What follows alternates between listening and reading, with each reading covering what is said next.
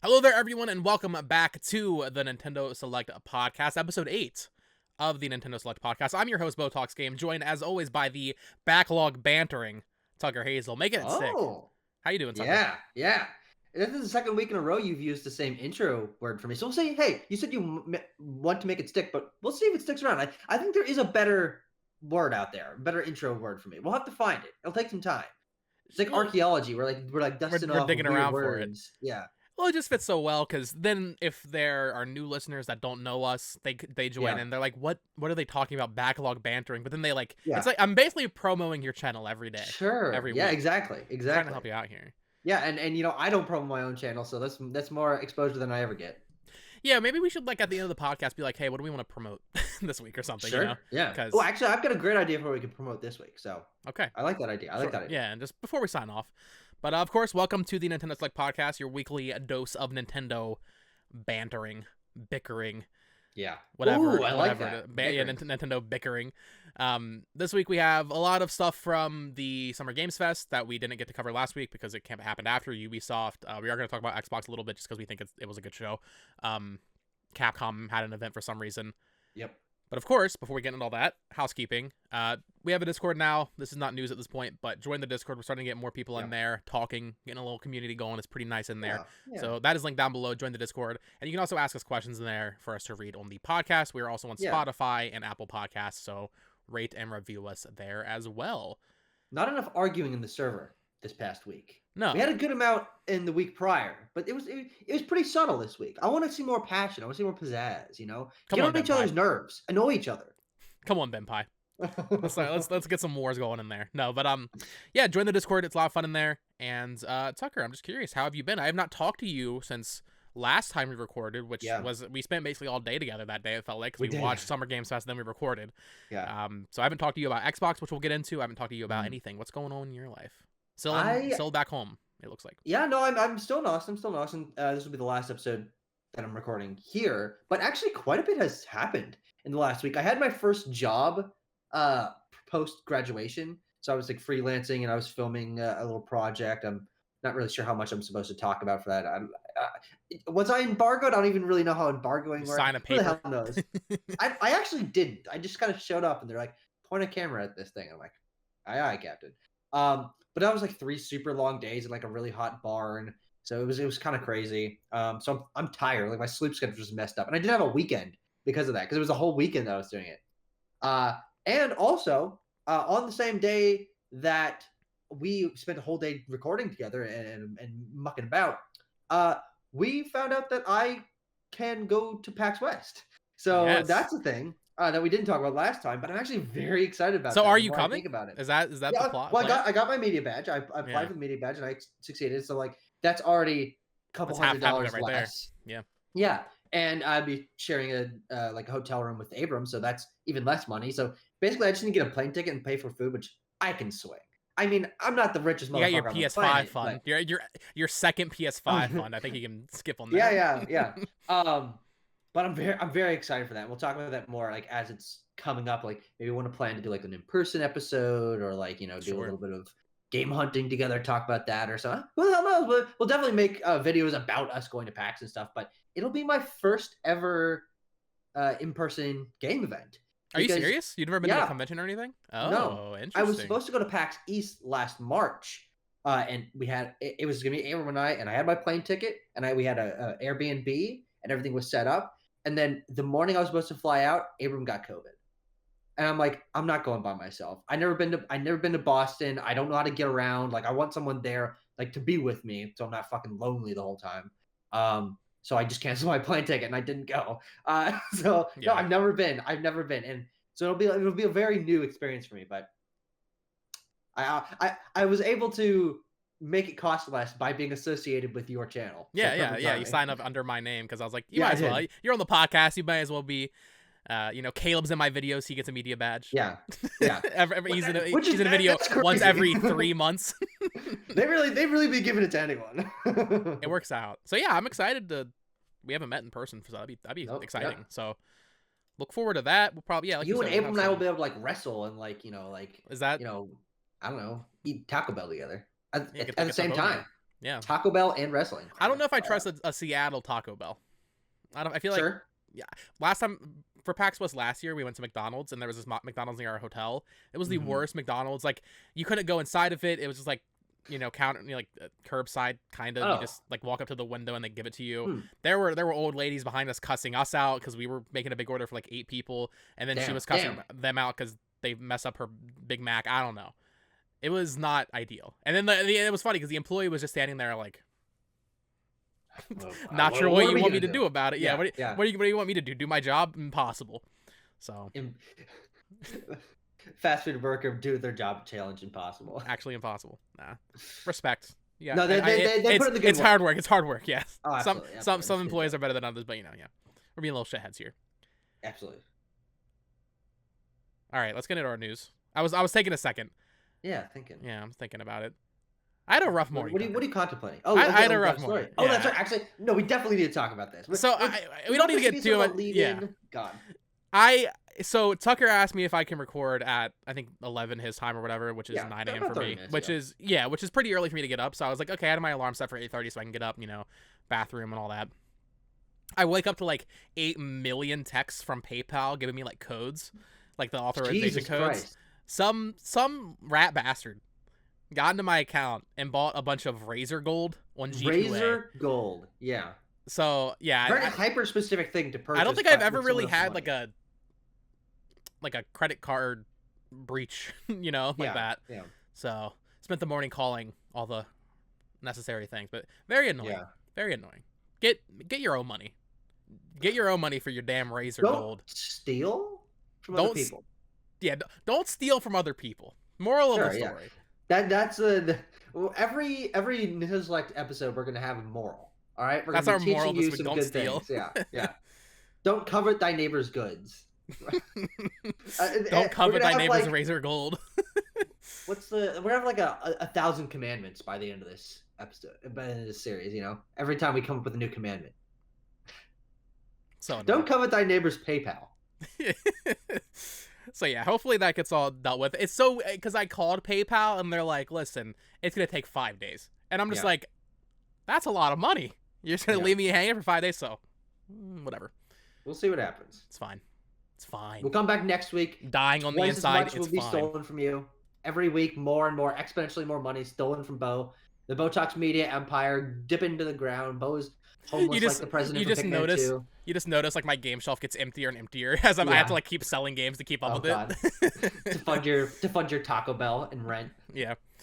All right, Tucker, let's go ahead and get into our news. Like I said, there was a bunch of showcases this week, so we can kind of also follow up on our thoughts from last week because we recorded it so hot off of Summer Games Fest. So the first one I want to get into is Prince of Persia: The Lost Crown. So first things first, 60 FPS on Switch. I think that's a huge win. I was very surprised to see that. It is a 2D game, like using 3D models and all that, but I was surprised. I certainly didn't expect that. It is a $50 retail game, so it's not like a digital download game. It seems to sound like it's a pretty big game. It's a Metroidvania. Yeah. From what we're seeing, I've never played Prince of Persia. I don't really care about Ubisoft that much anymore, I have to admit. I think this game looks pretty awesome. Yeah. I think the art style maybe is the one thing that I'm not super into, but I was surprised. Yeah, it's just kind of like, 3D, 2.5D, 3D models. And it's not like the most I'm more interested in it from the aspect of, Ubisoft's making a game that's different. Yes. Which is very exciting. And we can talk about Avatar and Star Wars Outlaws a little bit, I guess, too, which aren't coming to Switch. But the reaction to this game on YouTube, I don't know if you've seen this, Tucker, is so negative. Yeah, that's crazy. And it's really funny to see like the divide between Nintendo and PlayStation. On the PlayStation Twitter, on the YouTube account for the trailer, I believe it has like something like 60,000 dislikes. And then on YouTube, on the Nintendo YouTube, it's like 20,000. So still pretty bad on the Nintendo side. But guys, come on, this is the first time Ubisoft's made an interesting game. It's so crazy that people would watch that trailer of a game that is pretty fresh and is reinventing a relatively classic franchise. I mean, people have a good amount of reverence for the Prince of Persia games. I never played them myself, but that they would see that video and that surprise announcement also from the team that made Rayman Origins and Legends. So like, okay, cool, that team is coming back. We're going to see them do something kind of new. And they're like, nah, I dislike that. That's a bad thing that's happened. What the fuck are you smoking? What are you doing? I thought people were complaining that these companies keep doing the same thing over and over again, that they're milking us dry, that there's no creative juices. Okay, they're finally doing something. Give it a like. support this. It's a good thing. Yeah, maybe it's because they're upset it wasn't the remake of Sands of Time, which was supposed to come out like Different 2 years team, though. ago. Yeah, entirely different team. But as like a casual viewer, maybe you're watching, you're like, oh, this isn't the Prince of Persia game I was waiting for. However, counter argument, I feel like people aren't just sitting there waiting for that Prince of Persia remake. Sure. Because it's a remake, and I mean that's exciting for fans of that, sure. But this is something new, and it shows that Ubisoft is willing to try smaller stuff. I am terrified this game will bomb, and then they're just going to be like, nope, not again. Yeah, I wonder how the new 2D Rayman game sold. Rayman Legends. We looked up Legends a few weeks ago, I think. Legends did pretty well. I think 4.48 million copies for Legends Origins. Yeah, because I joked about it because it was almost a decade ago, so it's not really relevant. That information is not useful. Yeah. Whatever. Yeah, but they sell reasonably well. Sure. Now, I think a Rayman Legends game probably would do better than this, to be completely honest, because that's a Nintendo fan's gonna look at Rayman and be like, "Oh, that's a quirky little character with no limbs." That was the guy that Artsy Omni put into Smash that one time. Yeah, that is what Rayman's known for. Deal. Dude, that was legendary back in the day. That was crazy. People thought that was real. It was like confirmed real. Oh yeah. That was like what 2015. Oh my goodness. Holy shit. That's a crazy specific. Dude, that was a zeitgeist moment. I was playing a little bit of the Final Fantasy 16 demo last night, and I was sitting there. I was like, damn. It's been 7 years since Final Fantasy 15. That's insane. Yeah. I don't like the way time moves. No. but then you think about it, it's also been almost that long since the last mainline 3D Mario game came out. Like these things take a lot of time. We got Bowser's Fury though, so like it doesn't feel as so I guess, and same with like Mario Kart, like okay, it's been like over a decade since Mario Kart, but like it hasn't really. We're actively getting new tracks right now. Like DLC. Mario Kart 8 Deluxe was pretty substantial. So, and of course they made multiple other Mario Kart games there, the Tour and Home Invasion and all that. Oh God, Home Invasion. We just want big games to come out and look great and come out quickly. Yeah, just do it. It's easy. Yeah, just press the button. It's easy. Yeah. In that Ubisoft Forward, though, we did get 2 other things that pertain to Nintendo. So they showed a quick little teaser of the Rayman DLC from Mario plus Rabbids Sparks of Hope. That's right. So our first in-game look at him. Still just coming out. Maybe. Still coming out later this year, but it wasn't really new information. But I thought I'd include it. There's a quick little look there. And also, it was weird because they already teased the last Spark Hunter, which is the other DLC coming out. But they didn't date that in their Ubisoft Forward event. Very weird. Very weird event from them. It was cool to see like they did an in-person thing. But I don't know. I guess that was the first look at Avatar, Frontiers of Pandora, which I think actually looks pretty cool. Same with Star Wars Outlaws, but they didn't really announce anything, right? Was there a video game announced at the Ubisoft Forward? No, I don't necessarily think so. But considering within that couple days, they announced 2 games. They announced 2 games, and they're major games, different games, big IP. Yeah, and getting a deep dive into them is pretty important. It's also something that couldn't really be done elsewhere. So I think regardless, it's an important thing for them to do. And it's also the most interested I've ever been in a lineup from Ubisoft. I mean, there are 3 games there that I'm interested, which has almost never happened. I mean, I played Mario plus Rabbids, Kingdom Battle. I did not play Sparks of Hope, at least yet. And I like the Rayman games, but other than that, like those are the only Ubisoft things I've ever cared about. So making an Avatar game, which is a franchise that I really love and that looks really good, and making the first true open world Star Wars game, and it looks really good and kind of unique, and it's like, oh, hold on, this is good. They actually look quality. What are you doing, Ubisoft? Hold on, I maybe care about Ubisoft right now. Yeah, I gotta say I respect the restraint, because it's been 2 years now since Far Cry 6. I expected a new Far Cry game, maybe like new Trials, like just like this. I mean, Trials would be exciting, and so would Far Cry, but like, I respect that they're kind of just holding on, trying out some new stuff. Now, to be fair, that new stuff is tied to multi-billion-dollar properties, but it is still nice to see something different from them. So yeah, I mean, I'm excited for both those games, Star Wars and Avatar. Avatar especially, which, to be fair, just looks like Far Cry. Yes, not a bad thing, in my opinion. Far Cry people, okay, listen, America or Mexico or Tibet. Right. Pandora, baby. Setting is huge. Setting is huge. Yeah. People like to hate on Ubisoft, and I get it. All of their games are the same. There's nothing wrong with being Far Cry. Far Cry is a fun video game. Yeah. So to me, I love Far Cry 3. That's the only one I've really gotten into. But, 5 is incredible. And I've never really delved into Assassin's Creed, but I'd like to. And frankly, I think that Mirage is the place that I might go into, because it's supposed to be a little more focused, a little bit reflective towards the older games, but with a shorter amount of not 200 runtime, hours. and like that might be the first Assassin's Creed game I really go to, but it's also something that I know will be $15 5 months later, so that's where I will probably hop onto it. I don't expect Assassin's Creed Mirage first day one impressions from me because I've never played any of those games. Interestingly, only $50 for that game as well. Great, they're not charging full price. Yeah, they're like, this is our last. I think they actually said this is our last small Assassin's Creed game. So I don't know what that means for the next one. Because isn't that not necessarily true? They did. Like, the Infinity ones are by their own nature small. Are they small? I thought they were big. I thought those were going to be like open world Valhalla size games. There's what's Jade? Is that a mobile game? That's a mobile game. That's a mobile game. They showed the mobile game. Yeah. Never mind. Maybe I don't know what I'm talking about. Maybe I don't know what I'm talking about. But I don't know what they're doing with Assassin's Creed. They be making 20 games at once.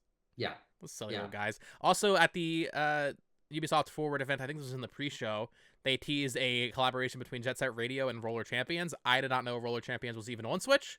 I did not know the game was still active.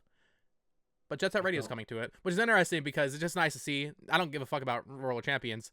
Jet Set Radio getting some love. I'm not gonna lie, I don't know what Roller Champions. It's a free-to-play roller skating game that Ubisoft made. But I truly did not know it was on Switch. But Jet Set Radio getting a collab there makes sense, aesthetic-wise. We saw back when Persona 3 Remake leaked, which we'll talk about later on this podcast.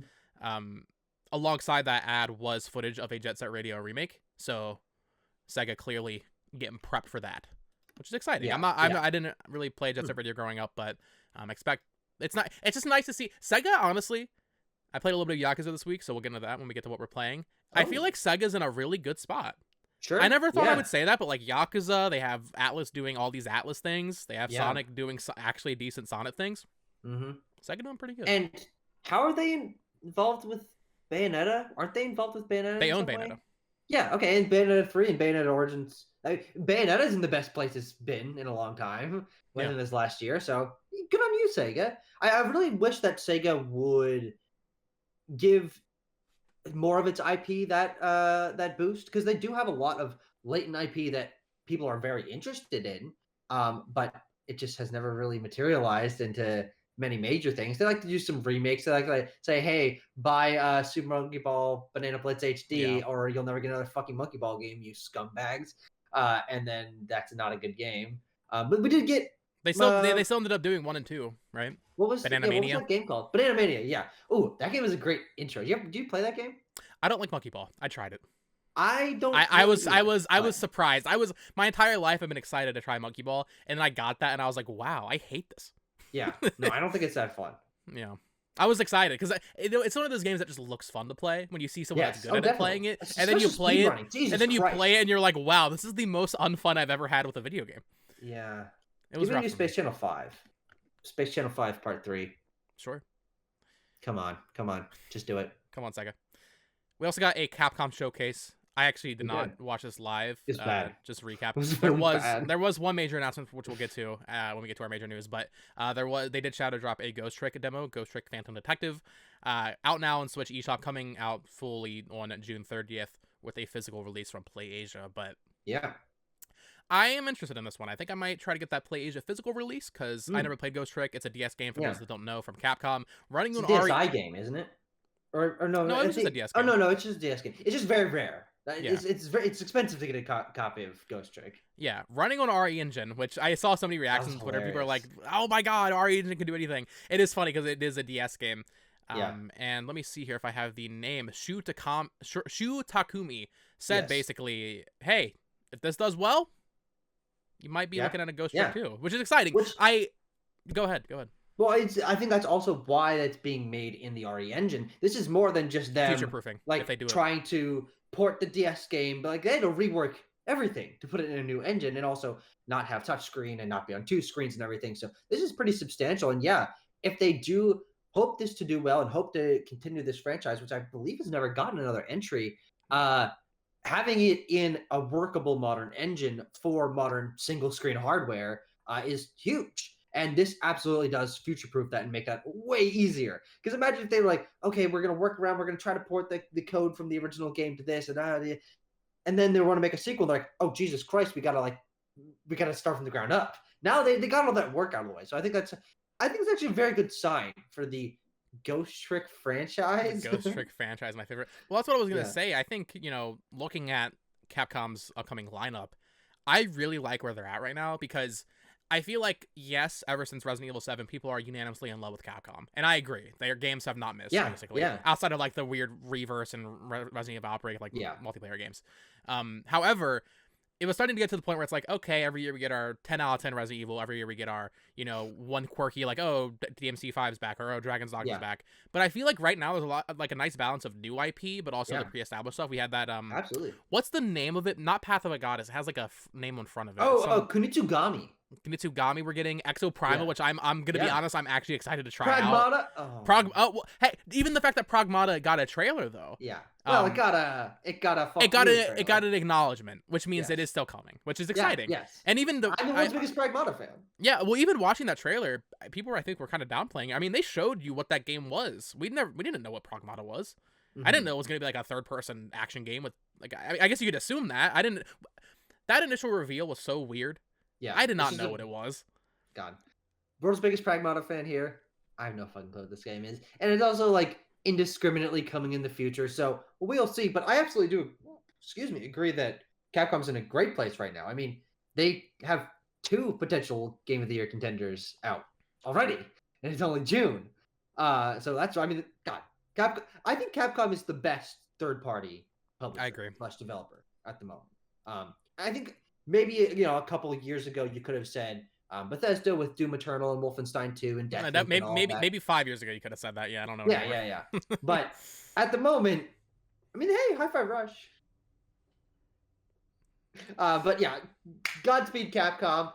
We're always shitting on EA and Ubisoft, but maybe Ubisoft's pretty good and Bethesda's not great. But Capcom, they just keep doing what you're doing, please. I'm also just excited because. Are you familiar with the Capcom leak that happened like 3 years ago where they leaked a bunch of just internal games? There was a lot of stuff on that list that has happened and has not happened yet. And everything obviously got shuffled around. I originally had like Street Fighter 6 for I think 2022 because this was so many years ago. But there was stuff on there that hasn't been announced yet, like Onimusha, I believe a Power Stone remake. There's a lot of cool stuff coming from Capcom. Cool. Like 3 Resident Evil games haven't been announced, including one that was going to be Switch exclusive from the Revelations team. So really? There is currently no Resident Evil game announced. That's all I'm saying. Yeah. So expect a Resident Evil game announced soon, I would say. Very exciting stuff. Capcom, we love you. Last night, Tucker, I don't know if you watched this. I did not watch this because they tried. They tried. So Grasshopper manufacturer, of course, Suda51 Studio, announced last week that they were going to be doing a Grasshopper manufacturer direct or showcase, whatever they called it. And alongside the announcement of their Shadows of the Damned remake, which is being published by Devolver. Right. Yeah. So this was supposed to air at 9 a.m. or 10 a.m. or 10 p.m. last night, I believe, and then it got delayed an entire hour. I like to imagine this scenario. They had issues getting this video up, and then when it was up, it was in 360p because it didn't process in HD yet. Did they forget to upload it? Did they have to send someone to the office real quick to just hit upload on the file? Now, let me share a little bit of a story. So I don't play Suda games. I've tried Normal Heroes 1. I didn't think it was that good. So like it's no skin off my back if a Grasshopper Direct isn't up or isn't good or whatever. But Abram is a big fan. And I was thinking, you know what? Might as well hang out. It was supposed to be at like 10 p.m. my time, or no, it was supposed to be 11 my time. Yeah. And then I was like, you know what? Might as well. Just pull it up. Who knows how long it's gonna be? Could be kind of fun. Grasshopper's never done this before. Kind of want to be on the ground floor. Why not? Delayed. Tweet. Suda says sorry. Suda's playing Tears of the Kingdom. He's like, I'm Lionel hunting right now. It's like, what the hell's going on here? Abram and our headcanon is that they put some information in the video that wasn't supposed to be in there, and they realized that it was uploaded, and they're like watching through it, make sure everything's like, oh shit. So I think they had to re-export it, which is crazy because it's only an 11-minute video. That doesn't take that long to export. Someone ran down to the office. I'm saying did something wrong, very wrong, and they had to just it's not that hard to upload the video, a day in advance and just have it published at the right time. They did something really wrong here. And also I think it was trying to ape off. I did watch it.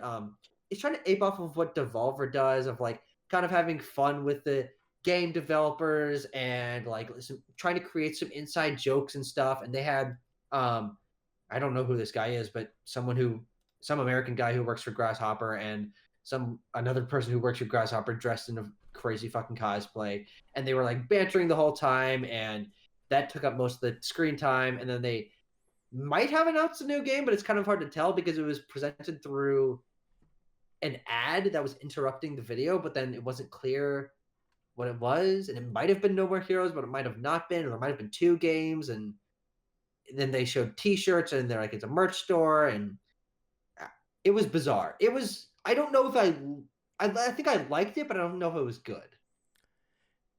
Yeah, especially if I think I saw a screenshot. It was like a gun. It was like there was like pistol in the title or something, right? On the fake ad. Yeah, Pistol Yakuza. Pistol Yakuza. That sounds like a game they would make.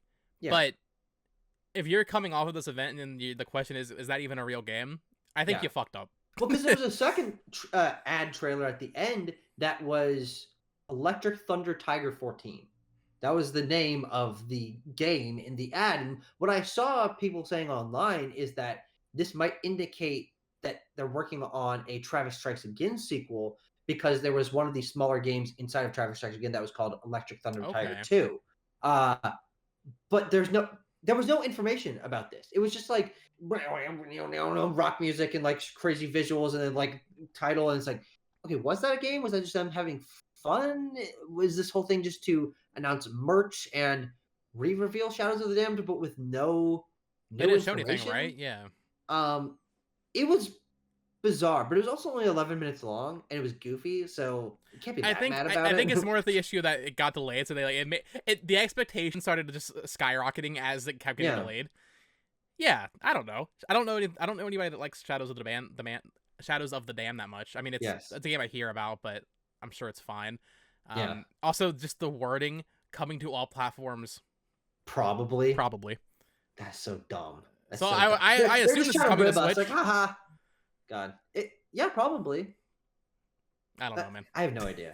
I mean, I love Suda. He's just a weird man. And also, I mean, I can't, he's not responsible for everything there, I don't think, but I associate Grasshopper with Suda and just good vibes. Fun vibes. Yeah. They have fun. I think they have fun with what they do. They did have fun. I'm just happy for them. As long as they're having a good time, I'm okay with it. Let's talk about Sonic Superstar Sucker. This was announced, of course, last week. We did talk about it on the podcast, but I want to talk about it once more because we do have some more information. This game will feature no returning levels from past Sonic games, which I think is actually a pretty big deal because, of course, Sonic Frontier is a new open world Sonic game. I can't think of the last time we got a 2D Sonic game that did not feature Green Hill Zone. In fact, I don't know, has that ever even happened? No, it definitely has. I mean, are you talking about modern times, or I'm talking about in 2D Sonic games? No, I mean, there hasn't been. I mean, Sonic 2 didn't have Green Hill Zone. It had Emerald Hill Zone, which is basically the same. But then Sonic 3 had Angel Island Zone as its first stage, so there wasn't a Green Hill Zone there. But then they brought it back in Generations, obviously, and in Mania, obviously. I don't know about Colors, although that's a 3D game. Yeah. I feel like I've played almost every 2D Sonic game, and it shows up relatively frequently, but it is exciting that we're not just seeing another version of Chemical Plant or Green Hill Zone, or they keep bringing back these level themes and giving us new ones. Even if, I mean, look, we saw him running through an area that was basically Green Hill Zone, but with white rock instead of like the brown and brown checkerboard pattern. I don't mind them reusing it. It's like, it doesn't bother me. I mean, Sonic levels are pretty quick, so whatever. I spend 7 minutes in it. Not that big a deal, but I like the idea that they are deliberately not doing what they've done before, which is pretty important, all things considered, in a franchise that is pretty notorious for reusing its own shit. Yeah, and just to say, I think this game actually looks great. I will admit there were a lot more people saying it looks like Sonic 4 than I thought. You were sending me a bunch of videos. I sent you multiple videos. It's just funny to me because I really don't see it. Maybe it's because I haven't played Sonic 4. But I haven't either. And I did look it up how much it was on Steam. $9. If it goes on sale, I'll get it. Yeah, but it'll be $20 for the whole game because there's two parts. There's one episode 2. Oh yeah, I forgot they did that. People got to play this at SummerGameFest, though, the in-person event, and impressions seem really positive from the Sonic community. It seems like they're reusing a lot of the physics from Mania, which people like Mania. So Yeah, the I'm Sonic excited for community this. has forgiven Sonic Team, though this isn't Sonic Team. No, This is okay. no, This is that's what I wanted to get into. This is yeah, being developed, Tucker, by the famed developers of Bali and Wonderworld, and also yep, Yoshi's New Island, and also yep, did they do Hey Pikmin? yes, Yes, Arzest. Arzest. Yeah. So not the best look. Yeah, yeah. It reminds me. I don't think we talked about it on the podcast because I think it came out after that Sandland game from, of course, Sandland's Akira Toriyama's The property. BoTalksGames video just went up. It's true. It's true. Oh hell yeah, hell yeah. Make sure you put that on your watch later. But yeah, they announced that Sandland game last week, which is based on Akira Toriyama's manga, and I was excited for it. I didn't think it looked that great, but I was like, oh cool, this is going to be exciting because Sandland's just a weird property to make a game Yeah. one. Being developed by Ilka, Yeah, the creators of Pokemon Home, Brilliant Diamond and Yeah. Shining Pearl, as well as One Piece Odyssey. None of these games are good. So Sandland Uh-oh. expectations are absolutely at looking for Nemo down there. People keep giving these teams IP.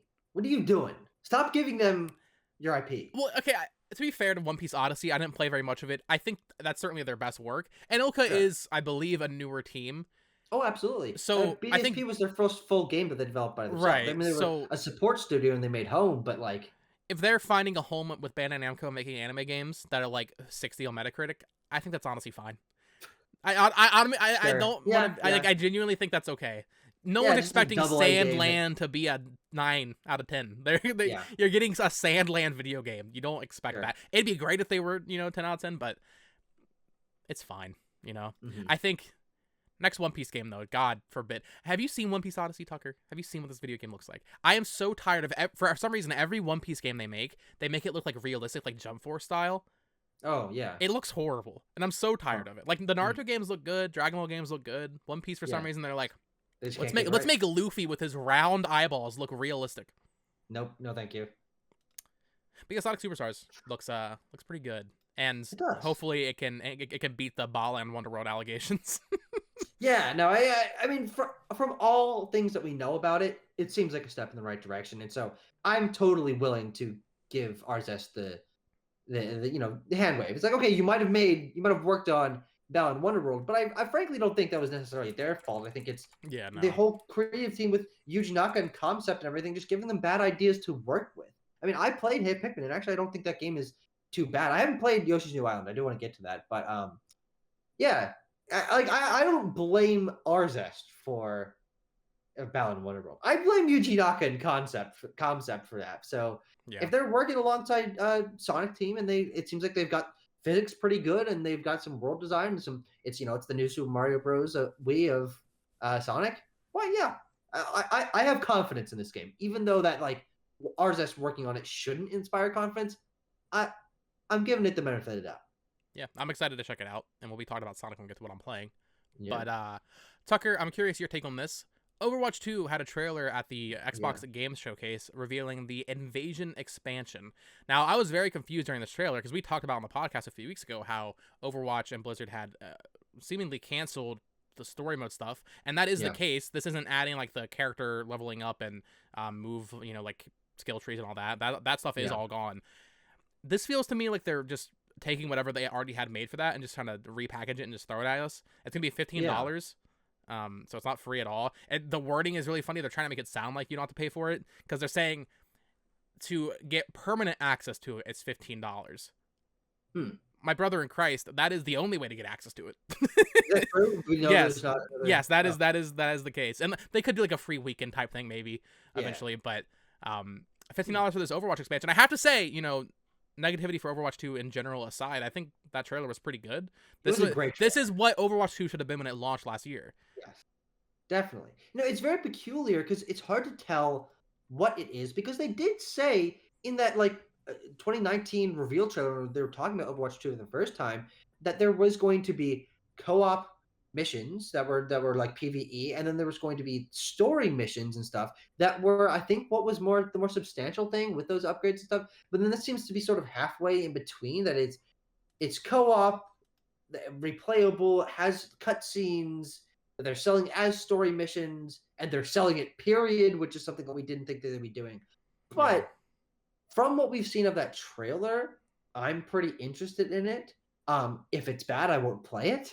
But if it comes out and people are like, oh, actually, this is 4 or 5 hours worth of some single player Overwatch fun, and for me, that's definitely worth $15. I didn't pay for Overwatch 2, so it's not like I'm not getting my money's worth if I want to pay for a couple hours of single player content.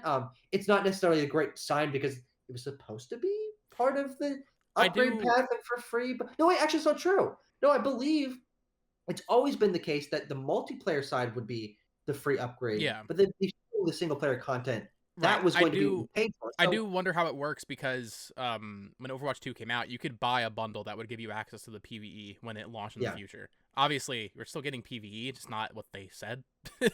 So yeah, it is weird. I wonder if like they gave refunds to people that weren't happy because when they revealed Overwatch 2, like 2019, they showed like a screenshot of Tracer and like there's a skill tree, and that had me excited. That's what I was excited for. And more PvE, like that Reinhardt doing and more giant fucking arena and stuff. Yeah. And so what we were talking about, like we want more cutscenes and more stuff with these characters and more development. So if that's what we get, that's exciting. It's just, I wonder. It seemed like the only thing they stripped out was the character stuff. Yeah, which is not the end of the world. It's not the end of the world. It's just weird. What happened? I would love a doc on this. Yes, God, please get my boy Daniel Dwyer to the Blizzard offices. The final question is what we are receiving in what you said August, I think, for the expansion. August 15th, is that the entirety of what they're planning for story stuff? Is this just the first chunk of it? Will we have to pay for other ones? Are more coming in seasonal packages? Is this we don't really know what the plan is for this long term, or frankly, even what is actually in this package that we will be paying for. But it's good news. Like what we saw looked cool, and $15 isn't that much. And if it's good, I'll be fucking over the moon because I've always wanted to Overwatch single player stuff, or at least story stuff. You play co-op and stuff. Yeah, I'm excited. I might check it out. We'll see if the impressions are positive. I think I actually will. Yeah, and we can play together.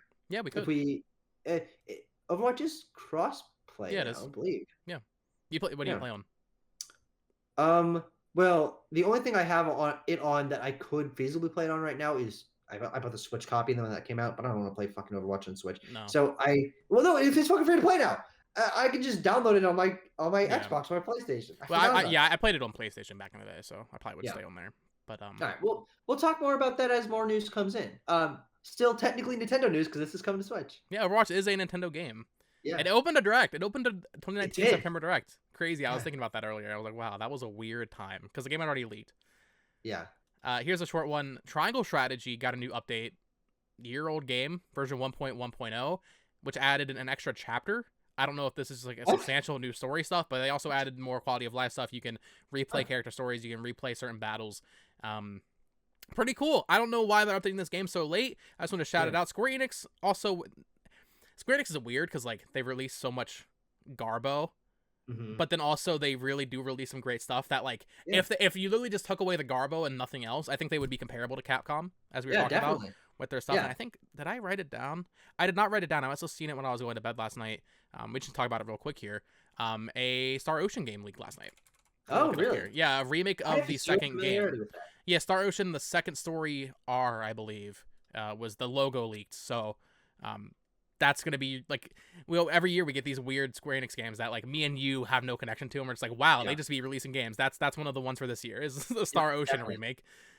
So that's exciting. I bet they're just planning for the Nintendo Partner Direct.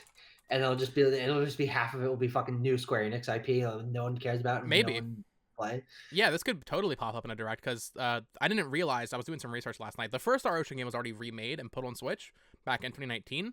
News to me.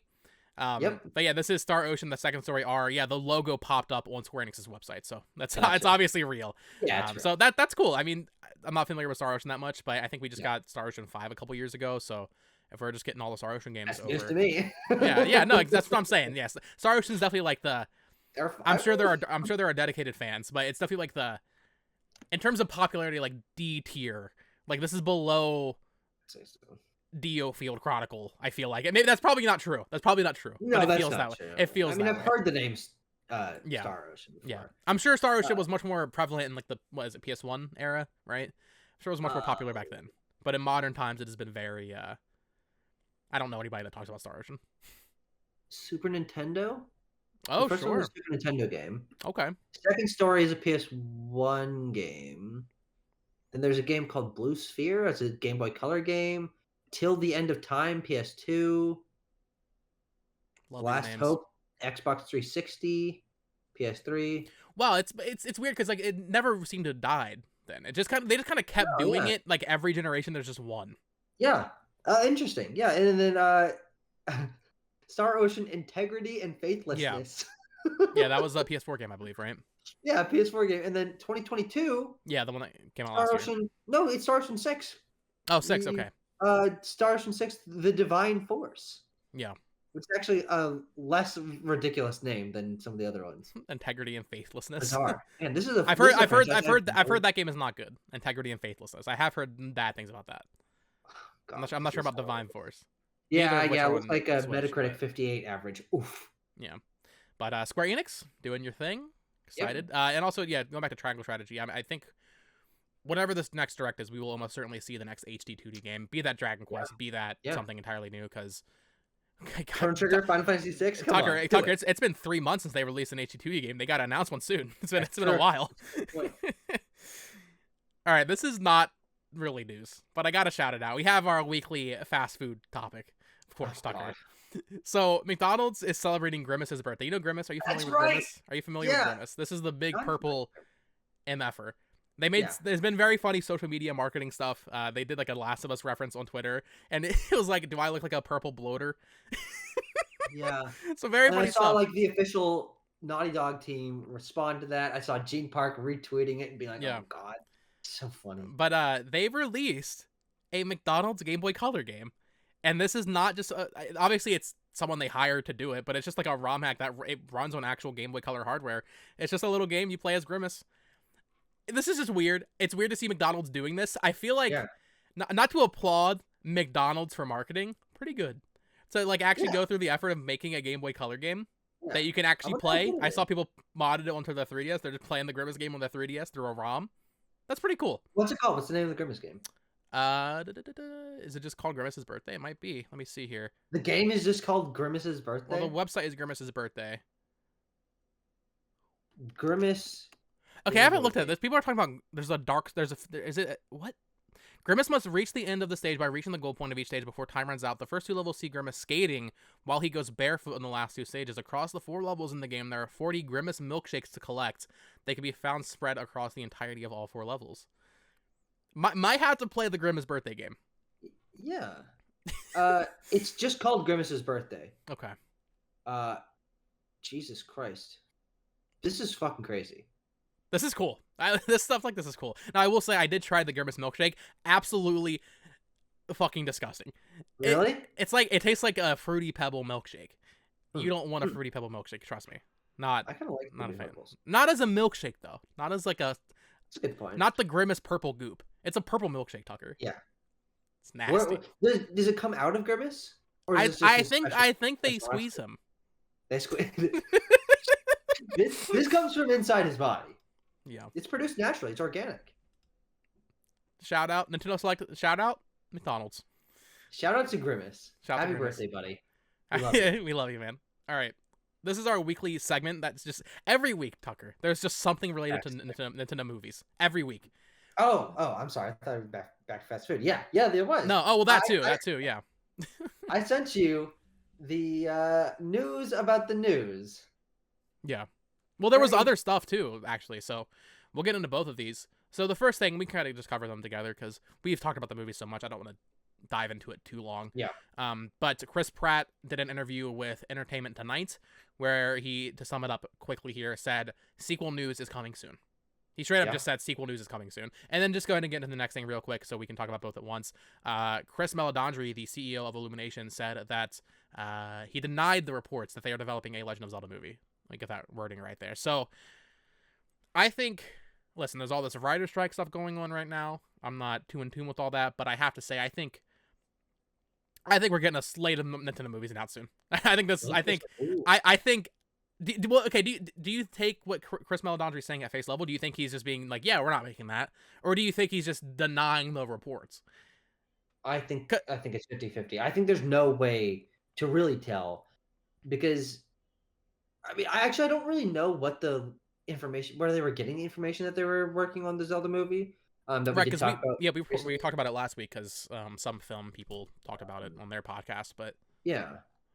Oh, that's right. That was coming from like John Roca yeah, and oh god, what's that fucker's name? I can't remember, but the guy I don't really like. Yeah. I don't know. No, I think they probably are working on it. I think that he's just saying that because it hasn't been officially confirmed, and he doesn't want to be held responsible for like the fact that it's right, leaking. Um, Denying the reports, I guess, doesn't necessarily mean that right. they're not You're denying the related. report. You're not denying that you made it. It's Yeah. very interesting wording. And then Chris Pratt saying the sequel news is coming soon. I mean, that obviously Chris Pratt's gonna know if they're making a Yes. sequel right now, and he's also at a level where he has so much entertainment appearances and interviews and stuff that something like that could very easily slip from him without him Yeah. knowing that he shouldn't say it. So I think I think we're getting Nintendo news soon in terms of movies. Probably this year, I would say. Yeah. I think I said that last week. So exciting, potentially scary. I'm still not sure how I feel about Illumination making Zelda, but We will see. you know. We will see. All right, well, I guess let's go ahead and get into what we're playing, Tucker. That is it for the shorter news stories. I'll start off. We both played a lot of weird stuff this week. This is a Yes. very weird week for us. Good. So I finished up Diablo 4's main quest. I don't need to talk about it too long because I talked about it last week. I really like the idea of Diablo 4 becoming a game that I just play in seasons and just grind, but I don't foresee that probably happening.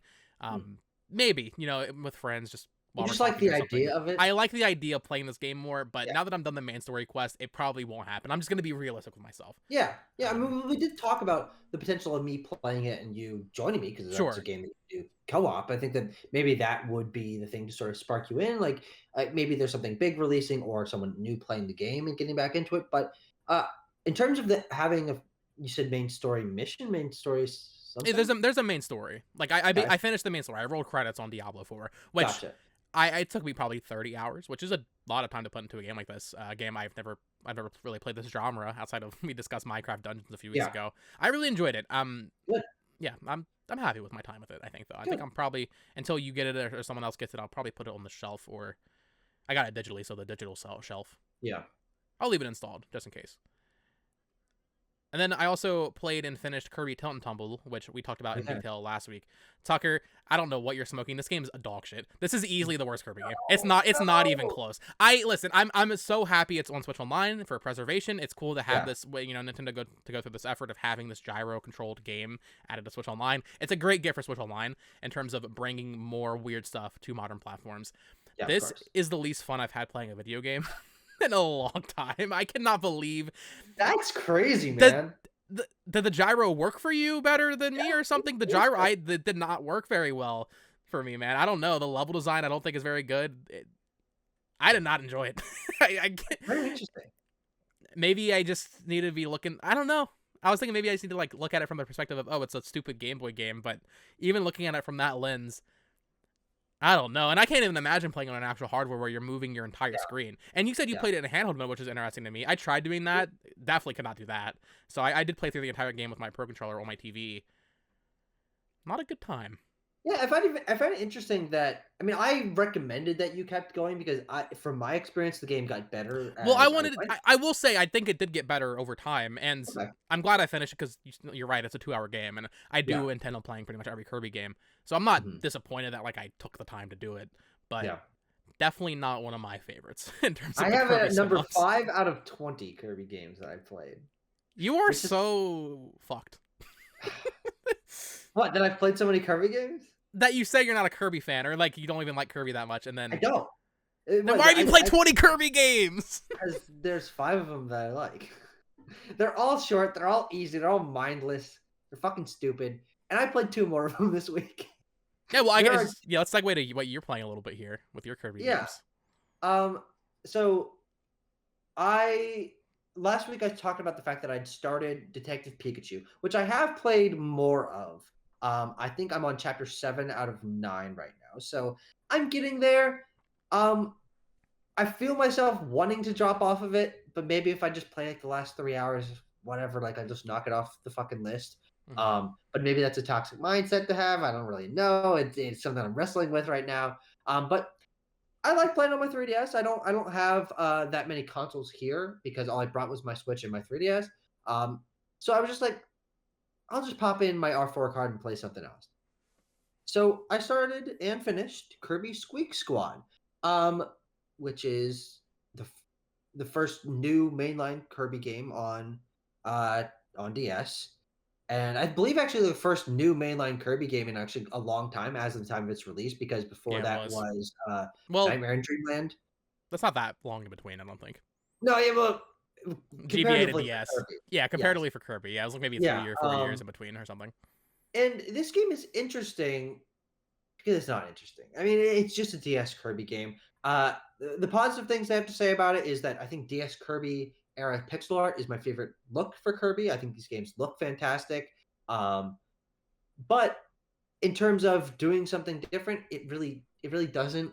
I mean, that's I think my main complaint with Kirby games. The most almost every one that I've played feels very samey. The differences are incremental and largely, don't impact the growth of the series in a large way.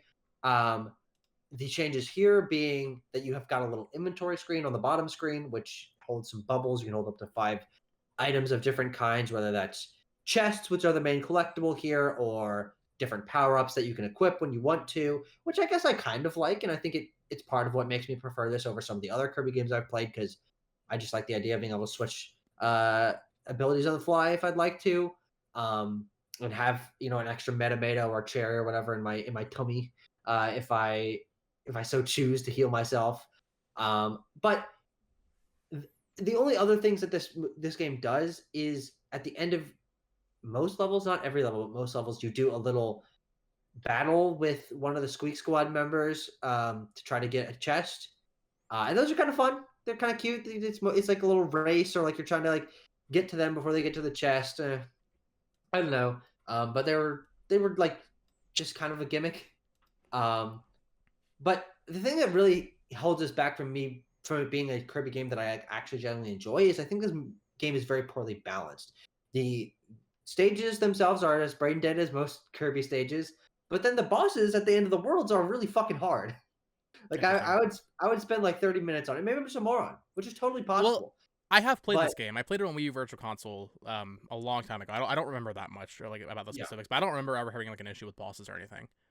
Well, so it's not that the boss patterns are particularly hard or that they do a significant amount of damage, but more that the stages that they're on are very frustrating to battle on. There is one that is in the air. It might have been fucking Krakauers, something like that. Where the bottom of the level constantly keeps changing because it's clouds. And most of the time there's gaps in the floor. And if you fall through the gaps, you have to restart completely or you're kicked out to the fucking map screen.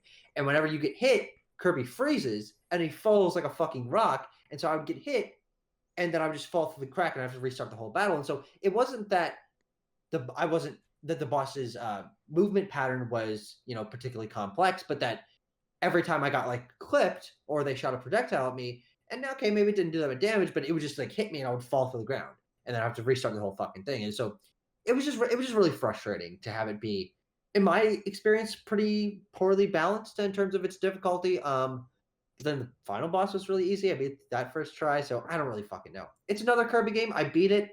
I believe it means that Amazing Mirror is the only mainline Kirby game I still have to Oh wow. tackle, which will come to Switch Online.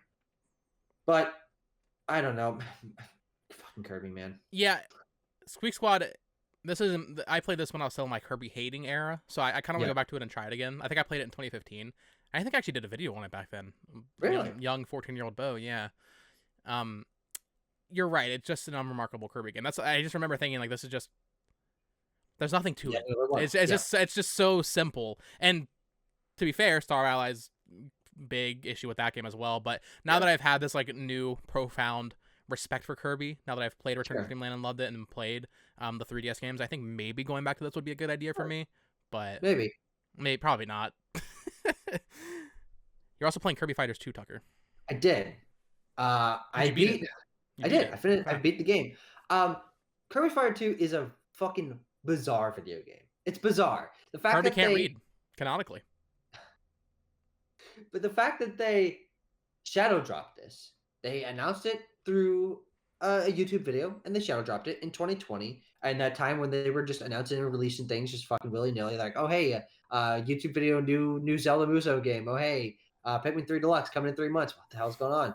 But Abram actually played this when it came out, and he did a reaction video to it, and then he reviewed it with somebody on our old channel. And I've always thought it was interesting that they made a multiple Kirby Smash style fighting games, and I'm like, okay, I'll give this a try. And I only played the story mode, which is this. I gotta say, Kirby stories are never good, but this week showed me 2 really fucking bad Kirby stories. Because Squeak Squad is just that Kirby got a slice of strawberry cake stolen. Hey, that's from him and he wants it respectable. back. Also, I like the Roach. I like the titular Squeak Squad. The Squeak Squad are fine, but Yeah. the story is really fucking dumb in Squeak Squad, and it's even worse in Kirby Fighters 2, because the story of Kirby Fighters 2, and of course, this is like, it's, why am I critiquing it that much? It's just, it's not good, but it's, no Kirby stories are really almost ever good, so it's not like this is A surprise. terrible, but Yeah. it's still bad. Is the story of Kirby Fighters 2 is that DDD and Meta Knight are tired of Kirby always winning, and so they team up. And at first I'm thinking, okay, Meta Knight's not actually a villain, and DDD's not really even a villain. Like, he's a friend. He's friends with Kirby like a pretty significant amount of the time. So why are they like really mad? Canonically, it doesn't make any sense. As someone who's played as many Kirby games as I have, and so in order to have Kirby not win, they sit up at the top of a tower, and Kirby gets a buddy and fights his way up to the top of the tower. And then that's kind of it. The structure is bizarre, and I think probably the worst part of the game is it's playing Kirby Fighters Smash style battles, which is, fine. That's the core gameplay, whatever. I didn't love the core gameplay, but it's, I can take or leave it. It's a structure that really bothered me. Of the first chapter is play 5 of those levels, and then get to the top and fight 2 Wispy Woods, which, whatever. I fought Wispy Wood so many fucking times in my life. It doesn't matter at this point. Then the second chapter is do 10 of them, and then the third chapter is do 15 of them. Yeah. And then the fifth chapter or the fourth chapter is do 30 of them. And so it's just no effort, nothing changes. You get sort of roguelike style items that like upgrade you across the course of each chapter, which means that the difficulty level kind of stays the same as it goes, because you're getting more powerful as the enemies are getting more powerful. So whatever. And it has the least effort I've ever seen in terms of production value of what the story mode is. It's just text on the screen and a little funny picture. And it's like, Diddy and Midnight are sad that he won. And you're like, Jesus Christ, really? I really did not enjoy this game. I found it to be monotonous. I found the gameplay to be annoying.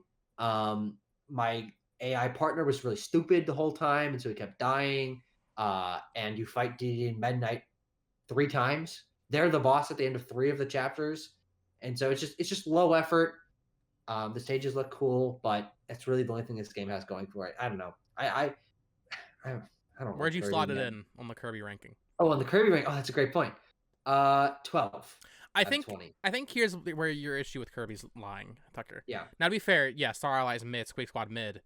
Yeah. I think you're letting the spin-offs dictate your view of the entire franchise a little bit much, maybe? No, I don't think that's true, because I've only played like 4 spin-offs. And frankly, most of the spin-offs are near the top of my list. Like what? Tilton Temple and Dream Buffet. These are the worst Kirby games that you're naming right now. I want you to know that Dream Buffet is dog shit. I love both I don't love both those games, but I like them way more. But most of the Kirby games I've played are mainline Kirby games. The vast majority. Okay. Well, and I think we might have talked about this last week. Also, I'm not trying to defend Kirby here. It doesn't really matter to me if you don't like it. Most of the Kirby mainline games are from NES, SNES, and like just the bad era. Those games are not good. Modern Kirby, which I think we discussed ever since Epic Yarn or Return to Dreamland, has been very consistently, at the very least, decent. Yeah. So, yeah, you don't like. I think maybe saying you don't like old Kirby is better. Sure, more fair. maybe, but I've also played 20 Kirby games, and I like six And of them. 18 of them came out in 1989. Yeah, I don't know. It's just a bizarre franchise, man, and I'm It's so very fucking unbalanced. close. I'm so fucking close to having played all the mainline ones, that it's like it's tantalizing. I want it to be over. I've put myself through this fucking. I don't know why I did this to myself, but I have. And I've knocked two more off my list this past week. I think I find that very satisfying. Kirby Fighters 2 is very interesting to me as someone who analyzes Nintendo's release strategies and Yeah, marketing and all that, because you have to imagine Nintendo's one of the only developers probably that developed games, and the developers probably don't even know while they're developing it that it's going to be free to play, or if it's or whether or not it's going to be free to play. I could very easily see a scenario where this game was developed to be free to play, like Super Kirby Clash, yeah. and then at some point during Which I'll COVID, probably be playing last week. I downloaded it. it's a fun game. It's repetitive, but it is a fun game. Now, if you're playing it to beat it, you're not gonna have a fun time. But if No, you're just playing it to play it, we'll yeah. see. But I think it's interesting that they probably didn't know if Kirby Fighters 2 was gonna be a retail game, a $20 game, a free game. Yeah. I think that's just kind of funny, because that was during COVID, so they probably were like, damn, we don't have any games releasing. Let's just drop this for $20, and then no one bought it because I think it's $20, right? It is. Yeah. Well, I didn't pay for it. I downloaded it through Aiden's account because he, as I said, Yeah. he played it. But I tried to get an online match. It didn't work. Of course not. Dream Buffet also Yeah. already dead, and that's from last year. So Yeah. Oh well. Well, hey, you know what? Thus continues my Kirby journey. yeah, I'm number really one Kirby gotten into hater. it. Number one Kirby player as well, though. Me and Evidently.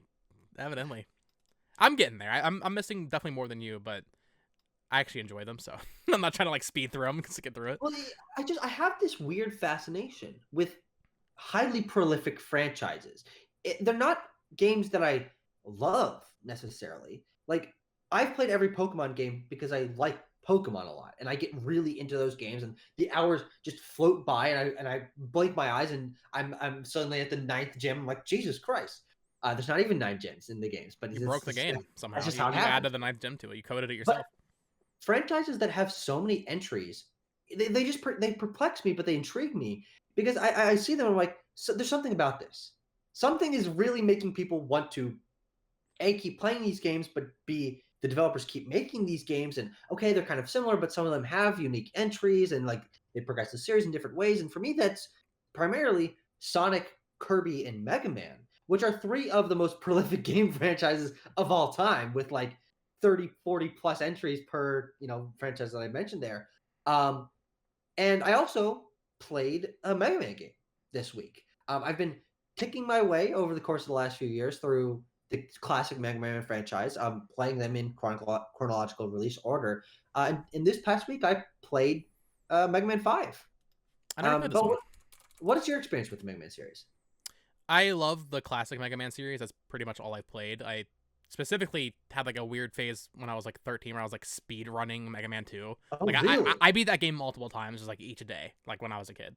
On the 3DS Virtual Console, because I love that game and I got really good at it. Specifically the Airman stage, there's like these little weird floating heads and like little drills that pop up on the sides. There's like one pixel you can jump on the side. Yeah. So I got Mega Man 2 Master. Love Mega Man 2. But I never played 4, 5, or 6, and I've never finished X. So I like to say I'm a Mega Man fan, but really I'm a Mega Man 2 and 3 fan. That's just the reality of it. And I would like to get to those games too. I've tried to play X before, and I get this is sacrilege here, but wasn't vibing with it. I'm gonna be honest. I think classic Mega Man is more fun. But maybe if I went back to Mega Man X now that I'm a bit older, I would enjoy it. But yeah, I enjoy Mega Man. I definitely want to get to these eventually, even like the weird like 7 and 8, which aren't the classic style, and then they went back to 9 and 10 classic style. And I haven't played 11 either, so I definitely want to get into Mega Man more. But 2 and 3 are my jam. Yeah. I think 3 and 4 are my favorites currently, but frankly, they kind of just run in my mind. I mean, they're all very similar. Yeah. Yes, they are very similar. They came out obviously 6 of them on the same hardware. There are pretty noticeable differences between the first few, but 4, 5, and 6 are because 3 added the slide. Yes, and 2 added more stages. There are only 6 stages in the first Mega Man, which is a very ambitious game, but I don't think a very good game. But frankly, even though I beat 5 yesterday, I can't even really remember what's that different about it. or like really how I feel about it in comparison to the other ones. It kind of, as I said, it kind of just mashed together in my mind. This game has Proto Man as the enemy, but then it's not actually Proto Man, and there's a second Proto Man, and then Proto Man kills the other Proto Man, and you're like, fuck, I don't know. I'm man. looking at the list here of bosses because I was curious who's in this game. We got Napalm Man, we got Crystal Yes. Man, Gyro Man, Gravity Man. Gravity's fun. The funny I thing have about played Napalm some of Man. 5. I just never beat it. Yeah. Napalm Man, a funny idea, kind of weird idea for a theme for a boss. Napalm's not a good thing. No. And so naming a boss after that. But then when you get his ability, it's called the N-Bomb. There's no shot. I thought that was so fucking funny. Come Oh on. my god. The N-Bomb. Well, I'm looking. The final bosses are also called Dark Man, it says here. I don't know if that's... there's like the last set of stages is, believe it or not, fucking Wily stages. And he has 4 different Dark Mans. But yeah, I don't know. I also didn't find many of the abilities to be super useful. I really only ended up using a couple of them. There's some that are situational, which are good. Like I like the ones that like enhance your platforming. But in terms of combat, there were only like 2 that I found even remotely engaging to use. So I kind of just used the charge shot. But yeah, Mega Man games are fine. Unlike Kirby games, I've enjoyed all the Mega Man games that I've played. I even enjoyed what I played in Beat of 1. But much like Kirby, they are kind of just very similar. So yeah. I'm not the kind of guy to go to for hard-hitting Mega Man analysis. I'm like, yeah, I'm playing these games over time, and they're frankly kind of all the exact same to me. I think I have almost all of them at like a 6 or a 7. Like yeah, they're good. I mean, like, they released 6 within what, like 5 years, so like I respect it. And the thing is, yeah, like you said, they're all quality. None of them are bad. Yeah. Mega Man 1's definitely the worst of Kirby, the original 6. Sure. I mean, I'm not going to defend some of those older Kirby games. They're not very good. But what you were saying about how you feel about Kirby, and then you mentioned Sonic and Mega Man, I definitely feel the same way about Sonic as you. I try to play these games, and I play them. I've played more Sonic games than I should have at this point, considering I don't like this franchise. I played Sonic Forces this week, and I keep trying to like Sonic because there's something about it. I see people that love Sonic. Abram, of course, loves Sonic Mania. Yeah. I'm playing that right now. I'm not going to talk about it too much this week because I want to reserve judgment until I'm finished. Yeah. But playing Sonic Forces, I think I maybe kind of figured it out this week. Okay. I think I just fucking hate 2D Sonic.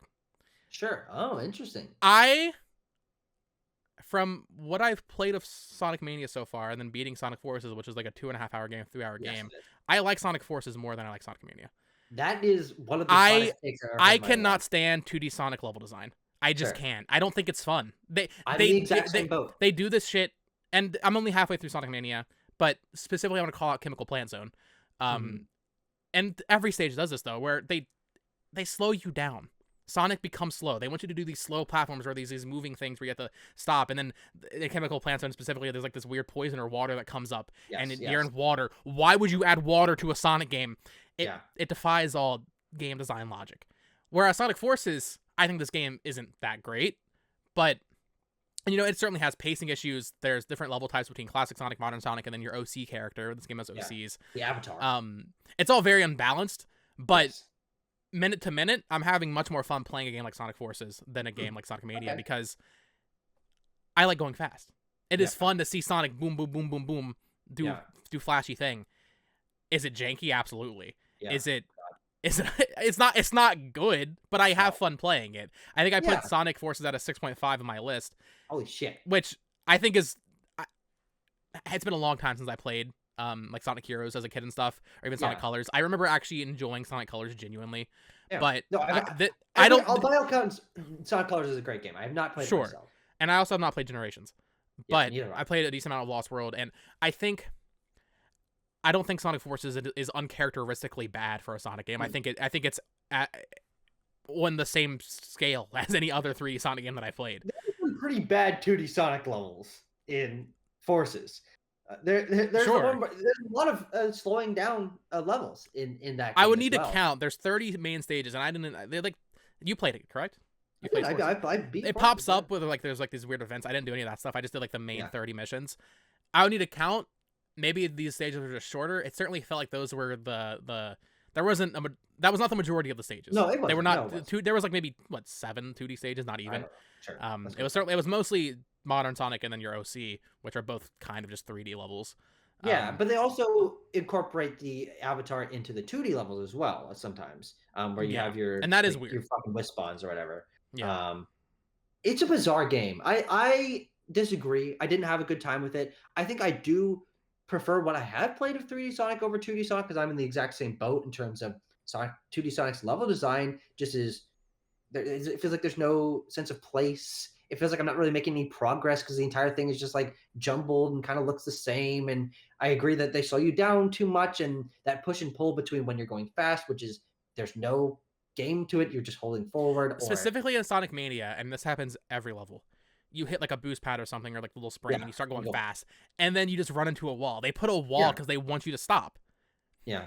Am I misunderstood? I thought the point was you go fast and that's fun and satisfying. It's like, do they want me to slow down and explore and find the bonus levels? Like, is that how they?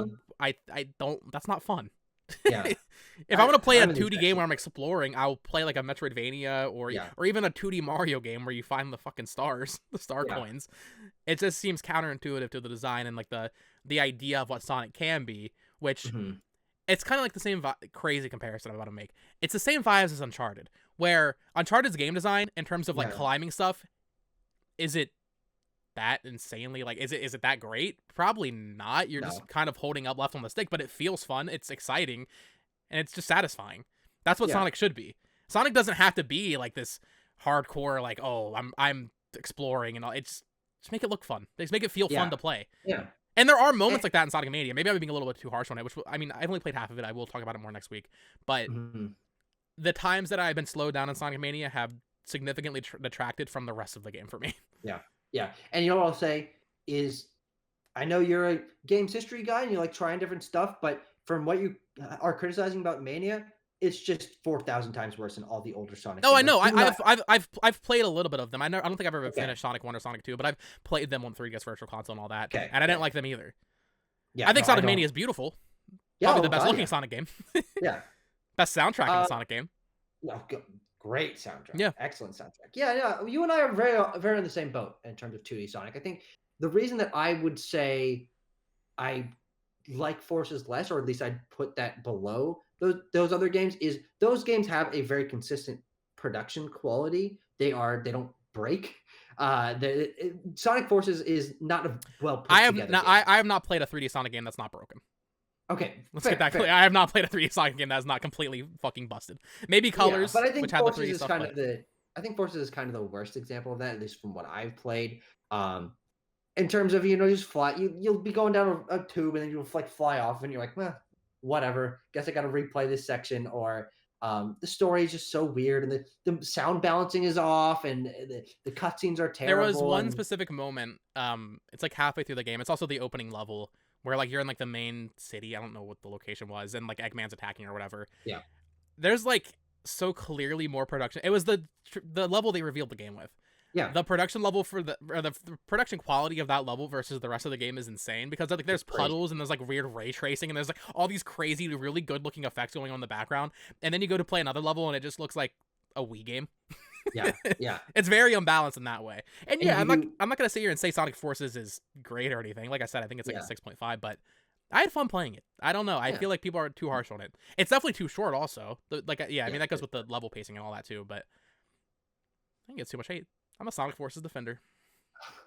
I want you and to a Sonic listen Mania to hater. The Sonic Forces review that Abram and I did. I think you'd find that very interesting. Okay. But yeah, that was our mini kind of rambly Sonic Forces review, and also Sonic review, like just Sonic as like a general. I'm gonna finish Mania this week, and I think I might try. Well, the Sonic Origins Plus collection's coming out, I think next week, so I might pick up that, play some of the older ones, and then also I do want to maybe try Frontiers. Because I do have that. I love Frontiers. I adore that I game. played like 30 minutes of it. You platinumed it. Wow, okay. I played like 30 minutes of it, and it wasn't compelling me, but I kind of want to get back to it. It's my favorite Sonic game by like a degree of 50. It's not even comparable. I feel bad for whatever like true Sonic fan is listening to this right now. Genuinely, I apologize for our takes. You're not gonna Holy shit. Sonic Frontiers is fantastic. One of my favorite games last year. That's crazy. I cannot wait. I can't. the next game is going to be even better. Jesus, my fucking heart is fluttering thinking about the next Sonic Frontiers. So 2022 was a great year for you in terms of these weird franchises because we got Kirby and the Forgotten Land and Sonic Frontiers. Yeah, absolutely. The best Kirby game and the best Sonic game, without a fucking shadow of a doubt. Have you played Sonic Adventure? I have not played those games. I played Sonic Adventure earlier this year. It's whatever. I mean, it's it's janky. It's kind of dumb, but it's fine. It's whatever. Didn't hate it. Sure.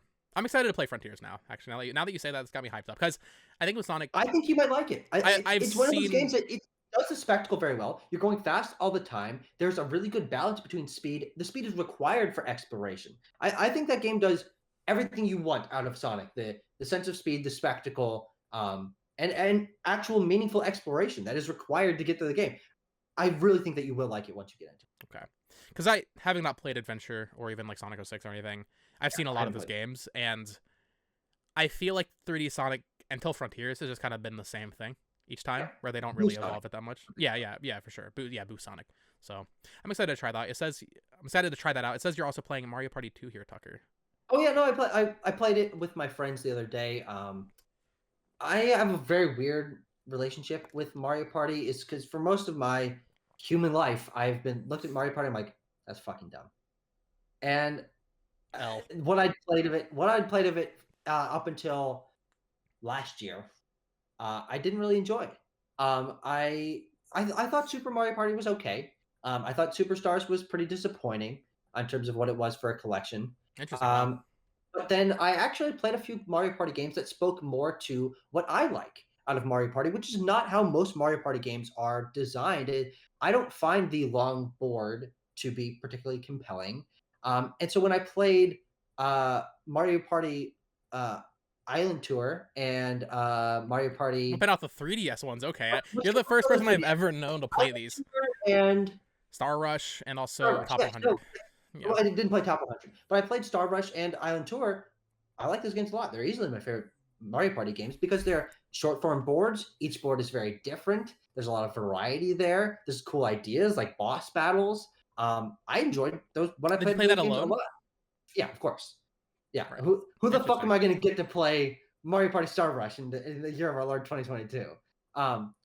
But it's a very different style of Mario Party, so I'm not a traditional Mario Party fan. Those are fine. It's just not the kind of gameplay that I like to go towards. But when I played Mario Party 2 with my friends the other night, I had a great time doing it.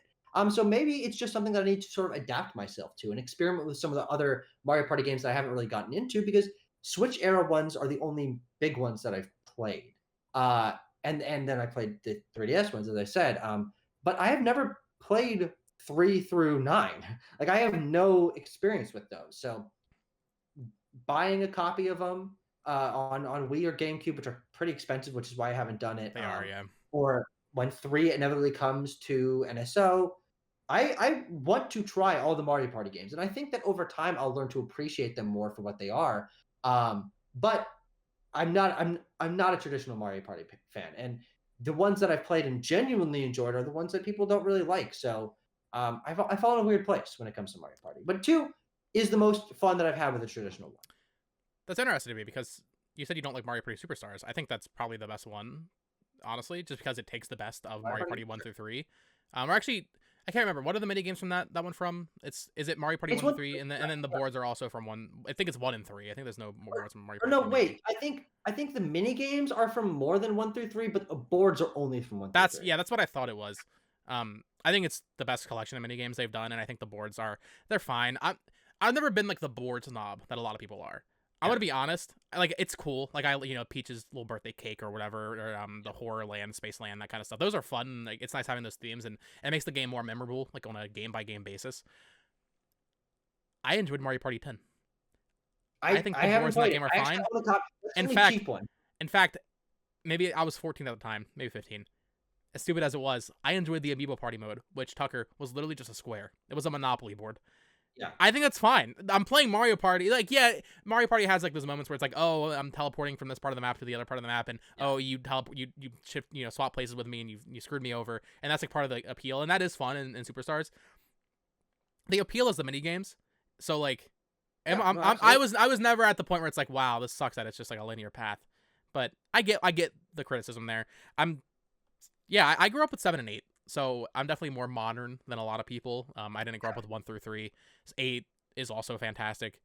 Never played 9, and then like it's at 10, and even Super Mario Party I think got a lot more hate than I think it deserved. Yeah, it's fine. Yeah, it was definitely return to form, I think, for most people. Yeah. Yeah, I've just, as I said, I've enjoyed Mario Party the more that I've played of it. The story that I was trying to convey was not that I don't like Mario Party and have no interest in it, but is that it did not appeal to me at all. It started to appeal to me a little more. I learned about what I enjoy in Mario Party out of the games that were non-traditional, and then I've learned to slowly start to appreciate core Mario Party that I think I will appreciate significantly more, if not just fully, by the time that I've given the GameCube ones, which are the ones I think people praise the highest, a try. But those are also by far the least accessible ones. So I don't know when I'll play those games, but if I do, I might enjoy the heck out of them. I need to find 4 people to play Mario Party 6 and 7 and 8 with. When you come to PAX, we're gonna play Mario Party Superstars, and you will enjoy it. Sure. Okay. All right. Yeah. All right. Book it. Or if they've released a new Mario Party game by then. Maybe. Probably not. They shadow drop it on the eShop. Imagine. Yeah. All right, Bo. We've shat on Kirby. We've shat on Mega Man, kind of, and not really, but I just like including it. And we've shat on Sonic. Yeah. Can I shit on one other classic franchise? But I think maybe in a way that people might agree with. Okay. Because I played a game that I put on our document as redacted. I don't know what you played. Yeah, I don't know what this is. Metroid Prime Pinball. For the Nintendo DS. Oh, no, you're hurting my soul. I feel like this game's hype. I haven't played it, but I feel like I'll like this when I play it. Here's the thing. And maybe it's just I think it's mostly my disconnect from pinball gameplay, which I don't enjoy. I think the mechanics and style are interesting enough that if a spin is put on them, a la Yoku's Island Express, a game that I very much enjoy, there is enjoyment to be had, but I find the high score chasing and the physics of pinball to be so repetitive and monotonous that whenever I play a game related to pinball, I lose my fucking mind with boredom. I probably played 20 minutes of Metroid Prime Pinball on DS, and it felt like 2 hours. I'm just sitting there, I'm like, what? I don't even know what to do. Like, I don't know what I need to hit in order for blank thing to happen. I don't know. Do I need to get a high score? Do I need to hit the button? Okay, like if it's rolling down here and I fling it up, like is it gonna go where I want it to? Not most of the time. I find it to just be like a disjointed experience. So I have no interest in pinball, but I find the idea of Nintendo pinball games to be utterly fucking fascinating. There are so many of them. There's a Mario pinball land. There's multiple Kirby ones. There's a Metroid one. Multiple Pokemon ones. What the fuck? Why are they making so many of these back then? And especially I think as one of the earliest Metroid games on DS, it's just crazy that they did this. But I didn't enjoy my time with it at all, and it's just a bizarre fucking video game that exists. Interesting. I have not played either of the DS Metroid games, and I definitely want to at some point. Specifically Pinball Land, because I actually like pinball video games. Yeah. Which to your point, Yoku's Island Express, I have not played, and I know I will love it. I've been looking at that game for years. I know I will love that game.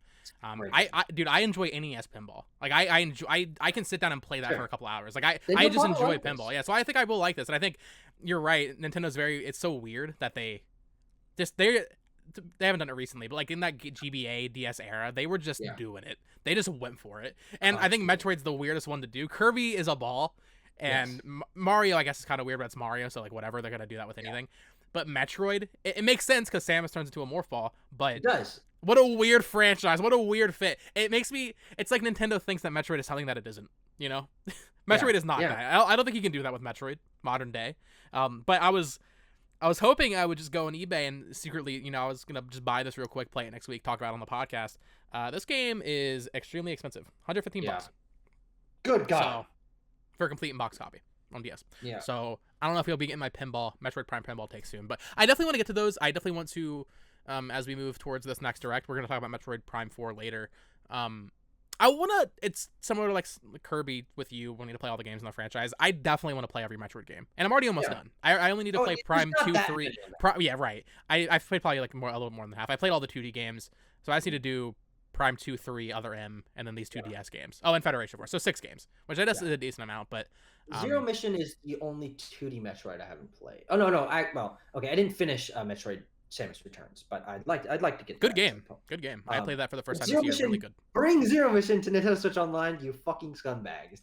God Not damn. announced. People keep saying, it's like, not. oh, yeah, but only Fusion was announced, which I mean, it's gonna come. It's gonna happen. Yeah. But you might be waiting a little bit. I imagine that, yeah, probably next Direct, next time they lay out like a little roadmap for us. But there's already still a lot of GBA games they haven't added, which is weird. True. Bizarre. Sucker, one more game we need to talk about that I was playing this week. I only put a couple hours into it. Yakuza 0. Yakuza has been on my list that's right. for a very long time. You promised this. Yeah. So someone in the server was saying like, they said something about like, what games. Actually, you know what? There's a question about that later, which we'll talk about. Actually, you know what?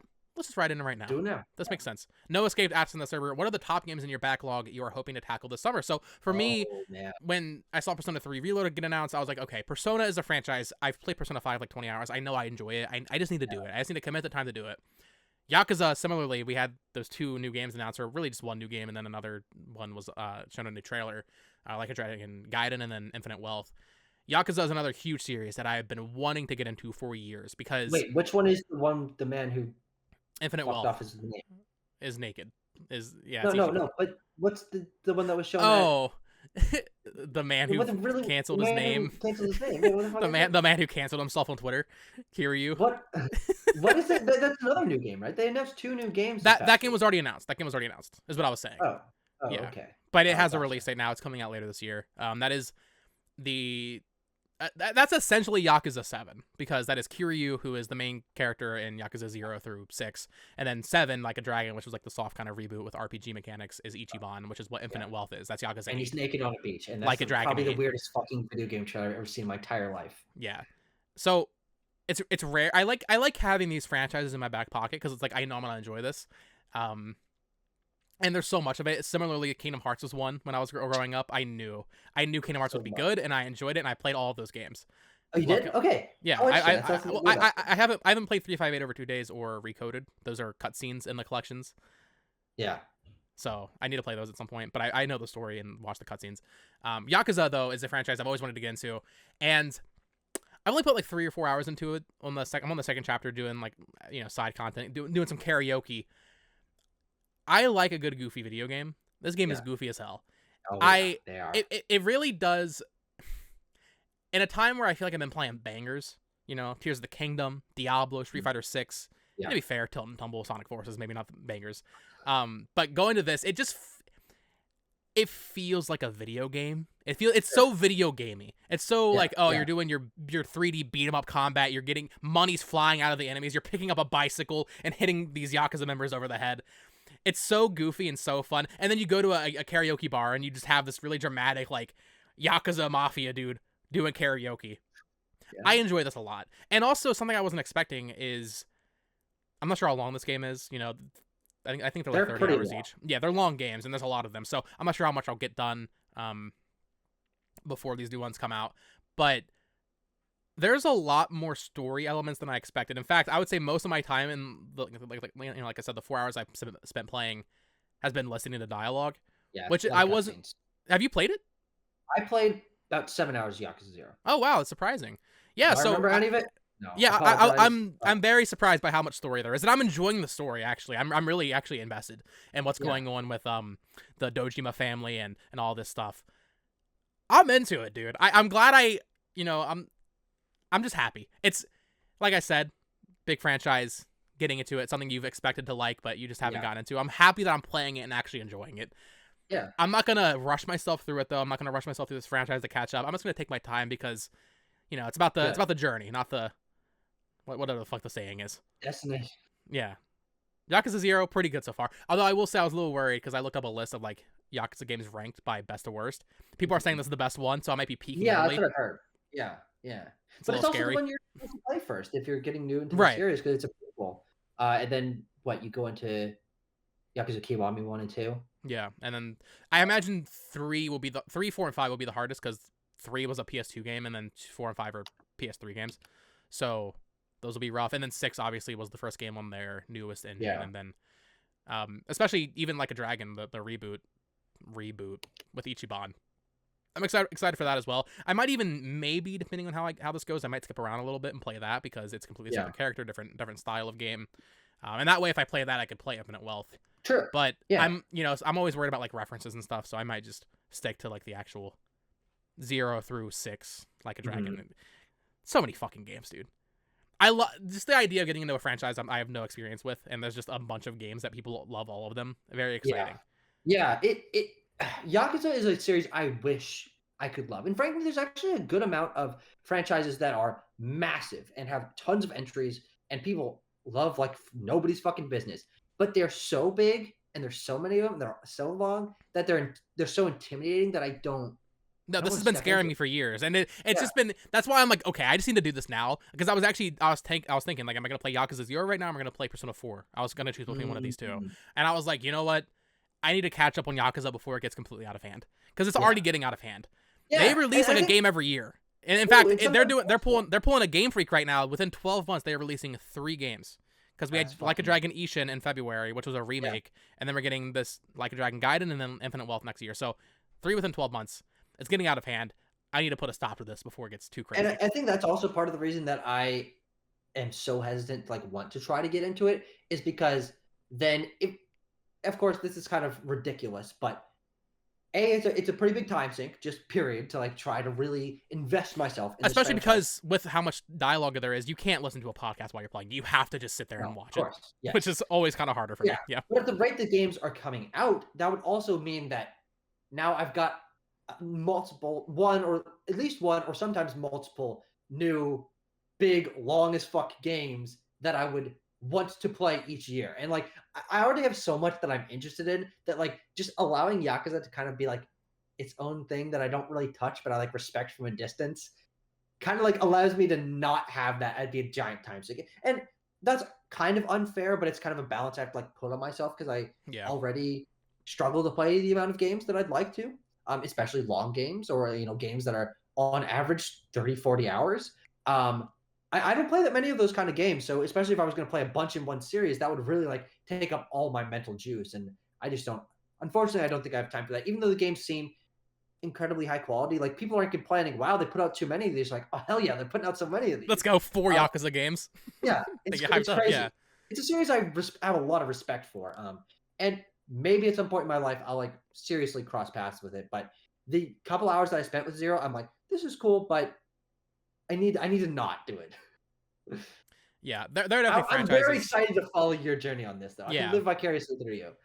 Yeah, my playthrough might be put on hold when 16 comes out next week, but I definitely want to keep up with it. And yeah, there are definitely franchises like that for me where I'm just like, I've reserved myself to the point like, I know I'm not gonna do this.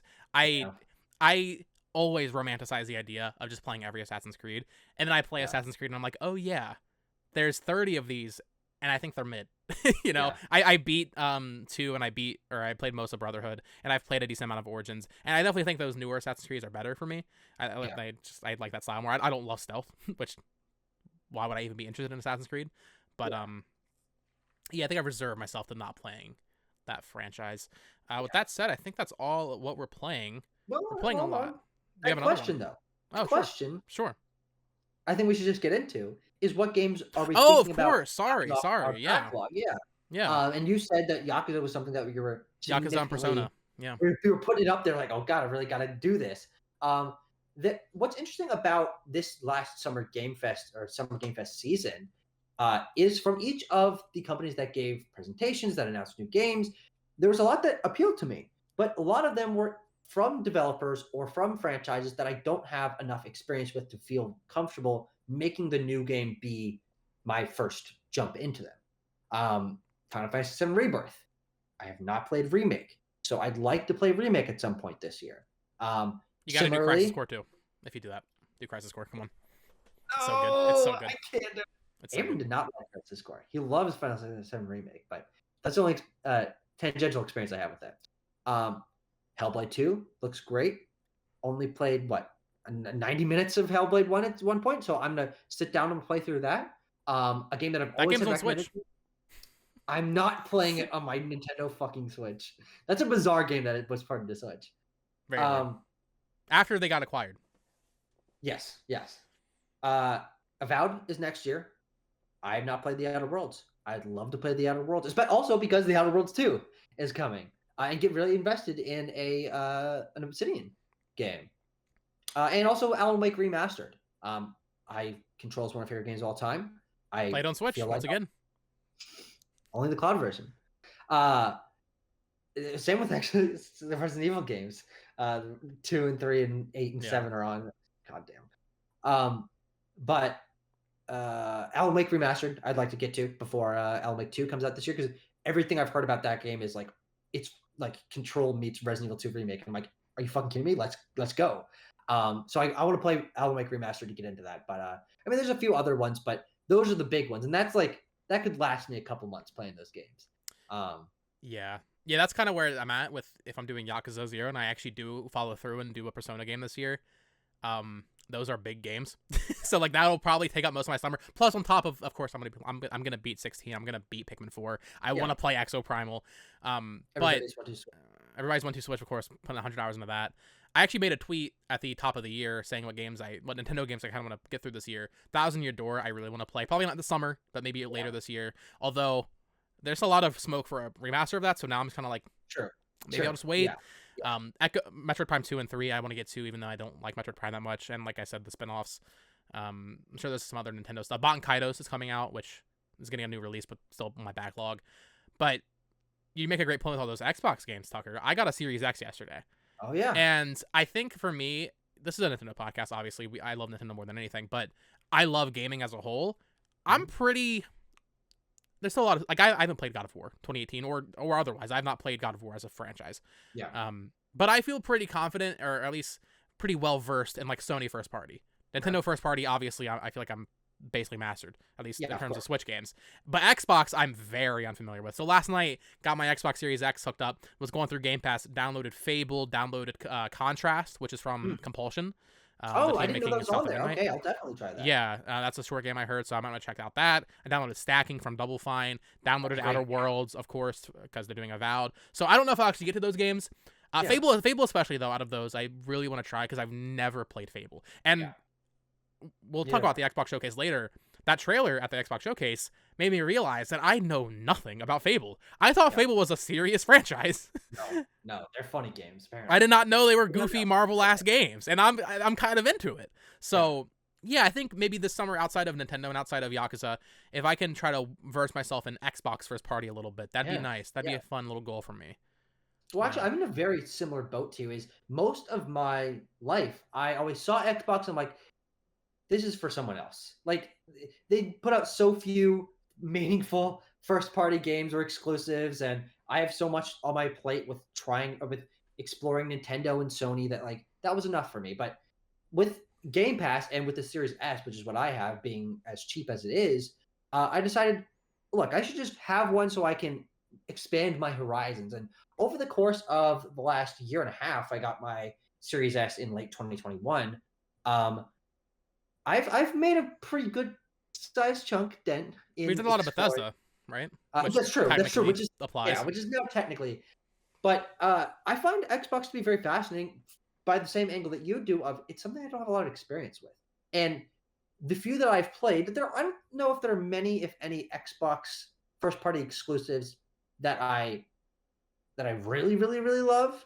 The most of the ones that I do love are like tangentially Xbox exclusives. Like, okay, they own Minecraft and Ori, but like I played those other places, or like Banjo-Kazooie, and then of course Bethesda stuff like Prey and Skyrim and Deathloop. Like, okay, but I haven't really found myself getting super invested in any Microsoft published games that came out when they were under that umbrella, except for Psychonauts 2, which I don't know if you have any experience with. I also downloaded Psychonauts 1 because I never played that. That's one of the best 3D platforms of all time. I'm without a fucking shadow of a doubt. But I've tried a good amount of them, but there's still a lot. There's so much for me to discover with Xbox, especially because a lot of the oldest Xbox exclusives are just lost. Like, no one fucking cares about them.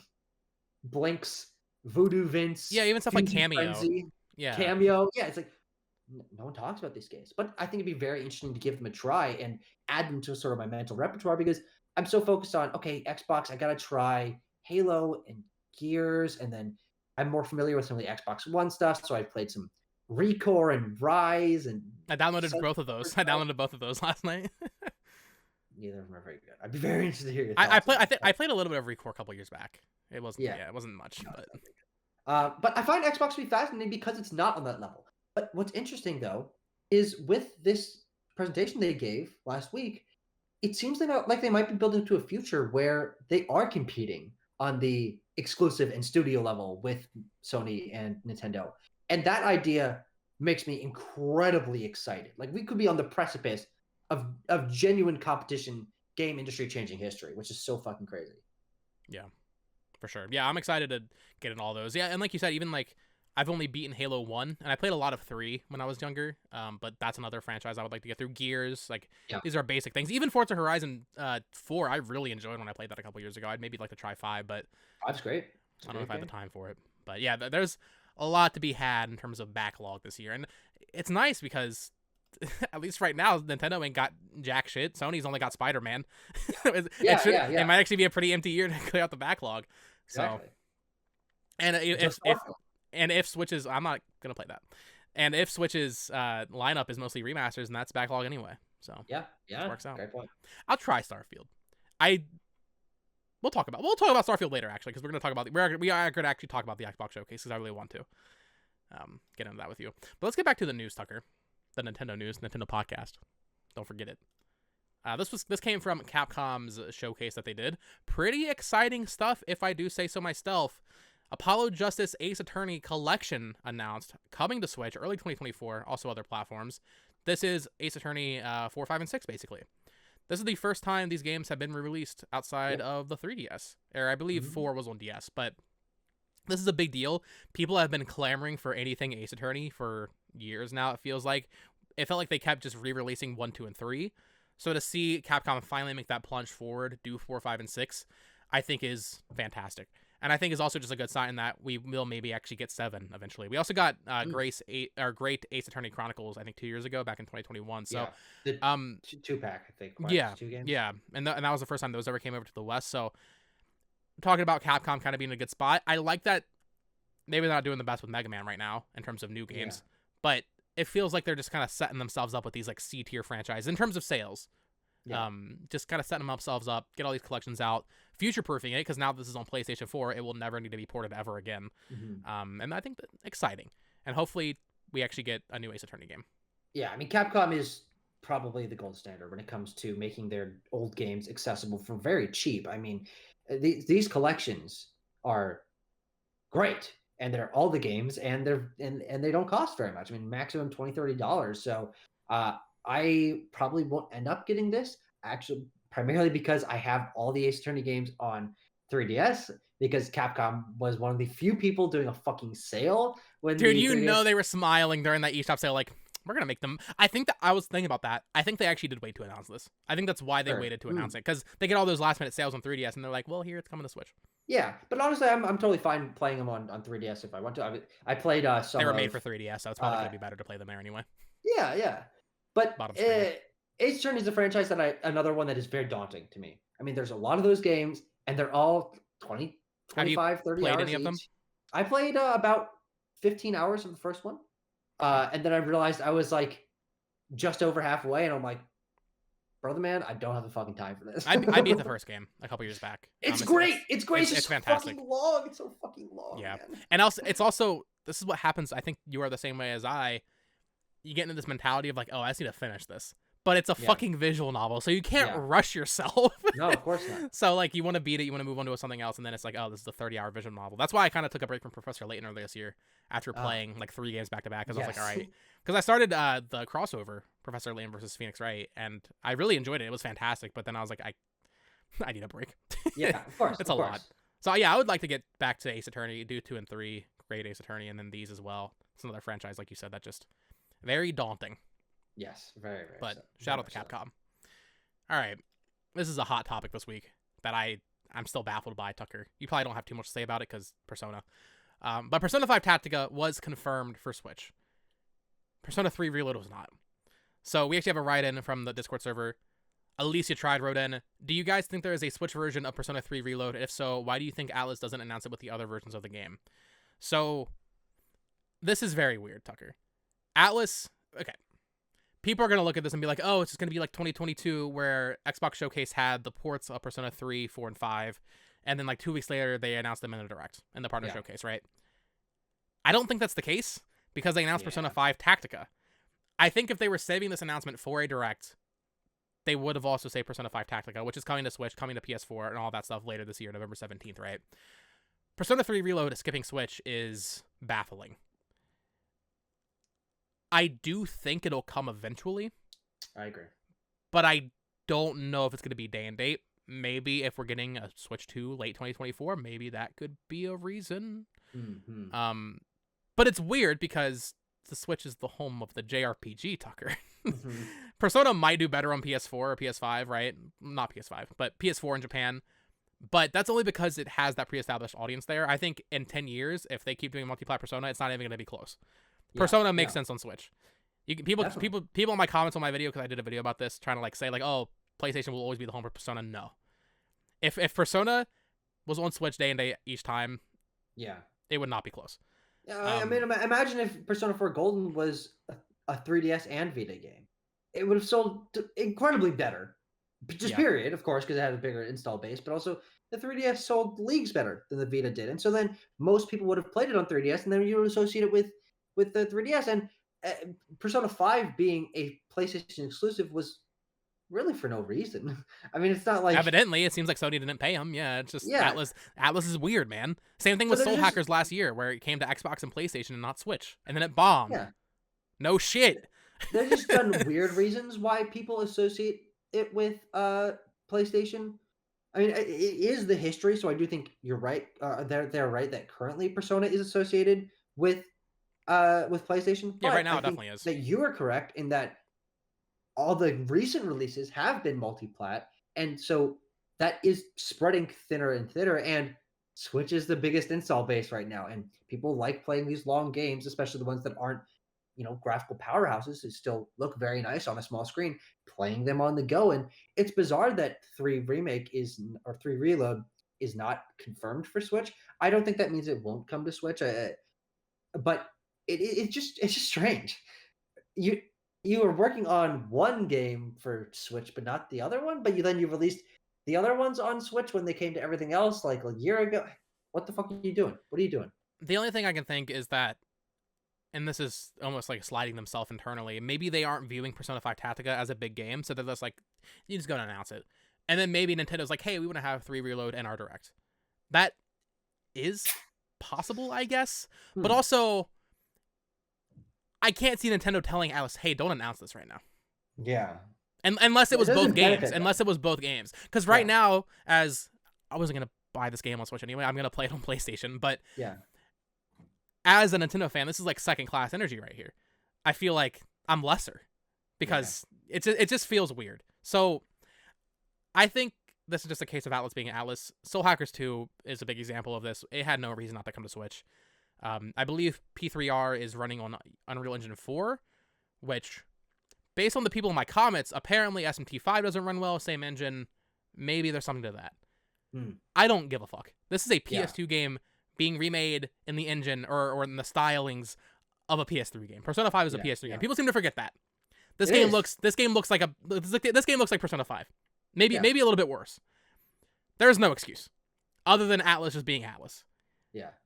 The only thing that I care about or am interested about with this remake is that it's, coming to a modern platforms, making games accessible. But this is just such a weird one because everything I've heard about it since its reveal is people like, doesn't include the female main character, doesn't include the DLC or like the updated that stuff that was added. So I don't even know if this is going to be that successful, to be 100% honest. If it seems like the hardcore fans are, well, actually, they'll still probably buy it, but like in terms of reviewing, it might not do that well. People are like really frustrated by this not being the definitive version, even though it absolutely should be. Very strange. But I have seen the side-by-side comparisons of the character models from Persona 5 to Persona 3. and they like did a really cool thing where they've sort of meshed the 3D character models with the sort of hand drawn aesthetic of what you see like their little profile pictures when they talk. Yeah. And it looks awesome. I love the look of the new character models. So there's like a positive there, but it seems like it's mostly negative, to be honest, which is bizarre. Like, Yeah. this should have been an easy win. Yeah, it's still a year out, so I do wonder maybe they'll. I don't know, because people always say, "Oh, Persona 3 Portable has like the female main character you can pick." I don't know if that adds anything to the plot. I don't know if it significantly changes things. That's something I feel like they could just update and like add as like a free DLC on launch day. Same thing with the extra. I think it's called The Answer, is like the extra story that they added. They still have time to fix these issues. Realistically, Atlasing right here, they could easily do Persona 3 reload, and then that will be a Switch. That's a great point. Persona 3 Reload where they actually fix it. Yeah, exactly. That's why I mean they. there's not immune to re-releasing the game a year later with updated fixes. So that's an excellent point. Atlus or Sega as a whole also not they do that also with these Sonic collections. So they do. So maybe we'll just get a Persona 3 reload. I am excited for 5 Tactica though. I think that game actually looks genuinely fantastic. This is weird, Tucker. So this week I was on Nintendo Direct watch heavily because I do think it's happening soon, or I think something's happening soon. So at on Thursday or Wednesday, I had like a little. I went to bed at like 4 a.m. I was like, you know what? I'm gonna set an alarm for 6 a.m. and see if they announce anything. They did announce something. You intentionally gave yourself 2 hours of sleep? I was just up late, and then I went back to bed after, of course. Sure, of course, yeah. But Nintendo did announce something yesterday morning. Very weird, very random. Nintendo Summer of Play for the U.S. Reading from Go Nintendo here. Nintendo has announced a 2023 Summer of Play tour for those in the U.S. The tour is being described by Nintendo as a place where you and your family can play Nintendo Switch games and explore the worlds of some of your favorite Nintendo characters. Featured games include Pikmin 4, The Legend of Zelda Tears of the Kingdom, Splatoon 3, Animal Crossing New Horizons, Mario Kart 8 Deluxe, Super Mario 3D World, Smash Bros. Ultimate, and Donkey Kong Country Tropical Freeze, as well as Pokemon Scarlet and Violet and Kirby's Return to Dreamland Deluxe. This is taking place between various malls in the U.S. between June 15th and August 28th. So, actually interesting right there. I would assume that means you're going to be able to play Pikmin 4 very soon. Oh, I just realized. Unless maybe the earlier tours wouldn't have that. Yeah. Now that I'm looking at it, that's actually they probably wouldn't have Pikmin 4 yet. I'm guessing. Yeah. And then like later on the tour we'll get it. If they do, that would be their first hands-on impressions that we'll get from people. First time we've seen what the game even really is. We obviously had a pretty decent trailer in February, but this is interesting specifically because we're theorizing, oh, they're going to Gamescom, oh, they're having this Nintendo Live event. I saw a lot of people doom and glooming this one. Saying like, oh, they're doing this because they're not doing anything else this summer. I don't think this really means that much. I did see Abram, our friend, was tweeting that he was excited because Tropical Freeze is here. And there's actually like an image they put out with like all the different booths. I don't know if you saw this. He's excited because Tropical Freeze is here. It's linked in the document I have. There's like a nice little Tropical Freeze themed booth they're gonna have. Yeah. And he was saying like, oh, I think this is a great sign for a new Donkey Kong game. I think this is the exact opposite. Yeah, I would say this is almost proof that we're not getting one. Because why would you market the old Donkey Kong game if you're going to release a new one this year? I think what's interesting about this is it seems intended to be representative of all their brands in their current states. And so I would agree with you in that Tropical Freeze being what they are representing Donkey Kong with, it would have been just as easy to not have Donkey Kong.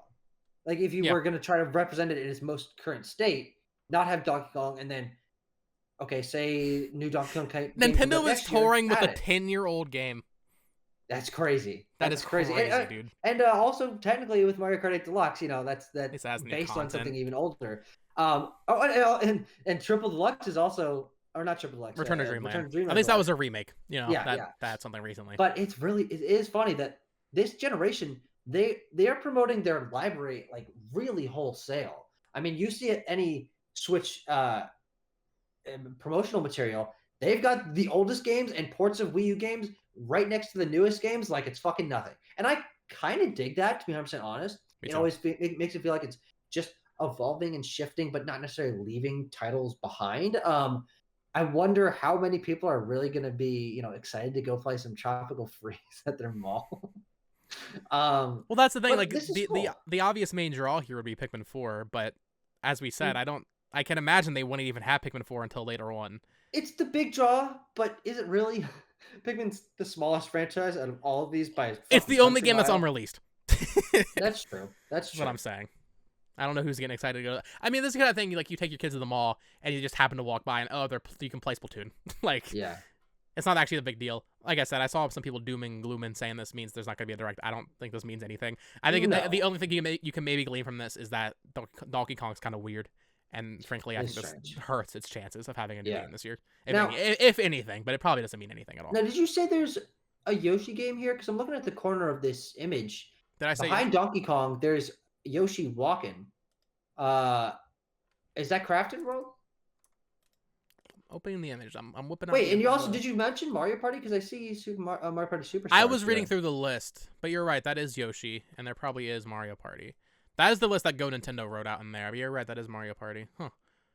Yeah. Yeah, because you can see Tears of the Kingdom. Also, okay, that's Scarlet and Violet. I would imagine. Interesting. Yeah. Now, what's There's interesting also this to claw me? machine. I'm gonna play the Nintendo Switch claw machine. Oh, that's funny. What's interesting to me about these booths is that I feel like this is probably pretty representative of what the actual They are layout designed, booths will look so like. yeah. There's not a Switch for Animal Crossing.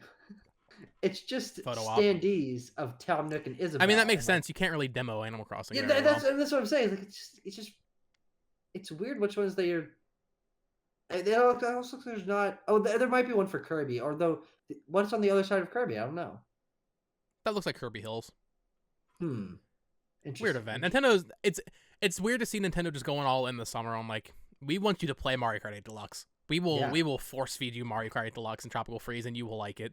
and it's crazy because all of these games are already very widespread. Like, none of these games didn't sell well. The people that want them already have them. You're not. Yeah. I don't know how much marketing this is really doing. I mean, the Switch is already one of the most successful consoles of all time. So, like, it is maybe interesting from the prospect of if they don't have many new games coming out this year, and they are like doing a slower down period transitioning to the Switch 2. Yeah. Maybe from like NOA PR, they're just like, we just need to keep doing stuff and keep it in people's minds. Like, hey, the Switch is still a thing. Maybe that's what it is. They're just like, listen, we don't have anything else going on. Let's just put some money into this so people think about us. Yeah. Keep us in their thoughts, So weird, but I'm interested. The thought of it starts today, actually, apparently, based on Go Nintendo's article. So I'll be curious to see if anything happens with Pikmin 4, like leaking from like a demo kiosk or something. Yeah. Before we get real footage, we still haven't really seen that game played. All right, final news story, Tucker. This is kind of a smaller one, but I wanted to spin it off into a bigger discussion. We also had a write-in about it. Retro Studios looking to hire a senior external environmental artist. So they put up job listings all the time. That in of itself isn't that surprising. However, a lot of people took this to mean like, oh, Metroid Prime 4 not finished yet. They're still hiring for Metroid Prime 4. Studios are always hiring. That's not really news. However, we did have a write-in from Salvi. With the recent hiring post for Metroid Prime 4, what do you think Nintendo is up to? You posted a funny GIF in response because it's like, well, the answer is they're working on Metroid Prime 4. But I wanted to talk about Metroid Prime 4 kind of in a wider topic here because we've done our predictions. I did a separate predictions with M Swizzle on my channel. You can go watch that now. But we talk about, we think Metroid Prime 4 will be here or will be released here.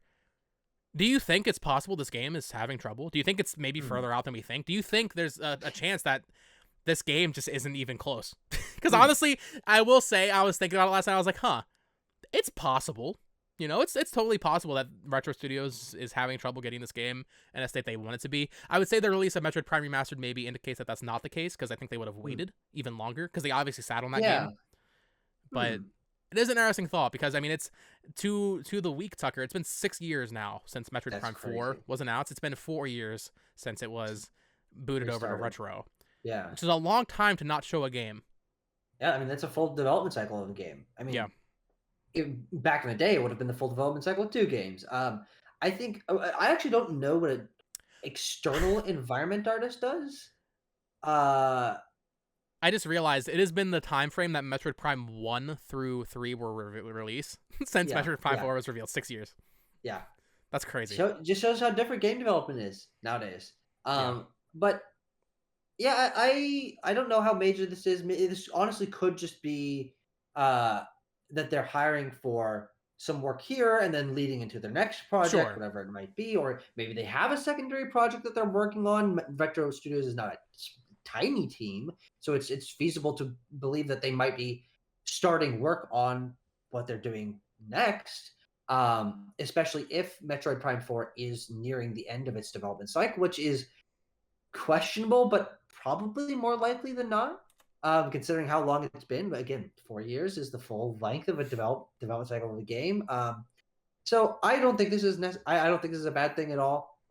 If anything, having some new blood, having more people on the team is only going to help them get out their games with in the future. But I think that Metroid Prime 4 is coming in not that far down the road. Do you think you agree that we'll see it this year, correct? I think we'll see it this year. Do you think if we don't see it this year that it is a troubling sign? Yes, oh, absolutely. Okay. Though, interestingly enough, we've been saying that every year.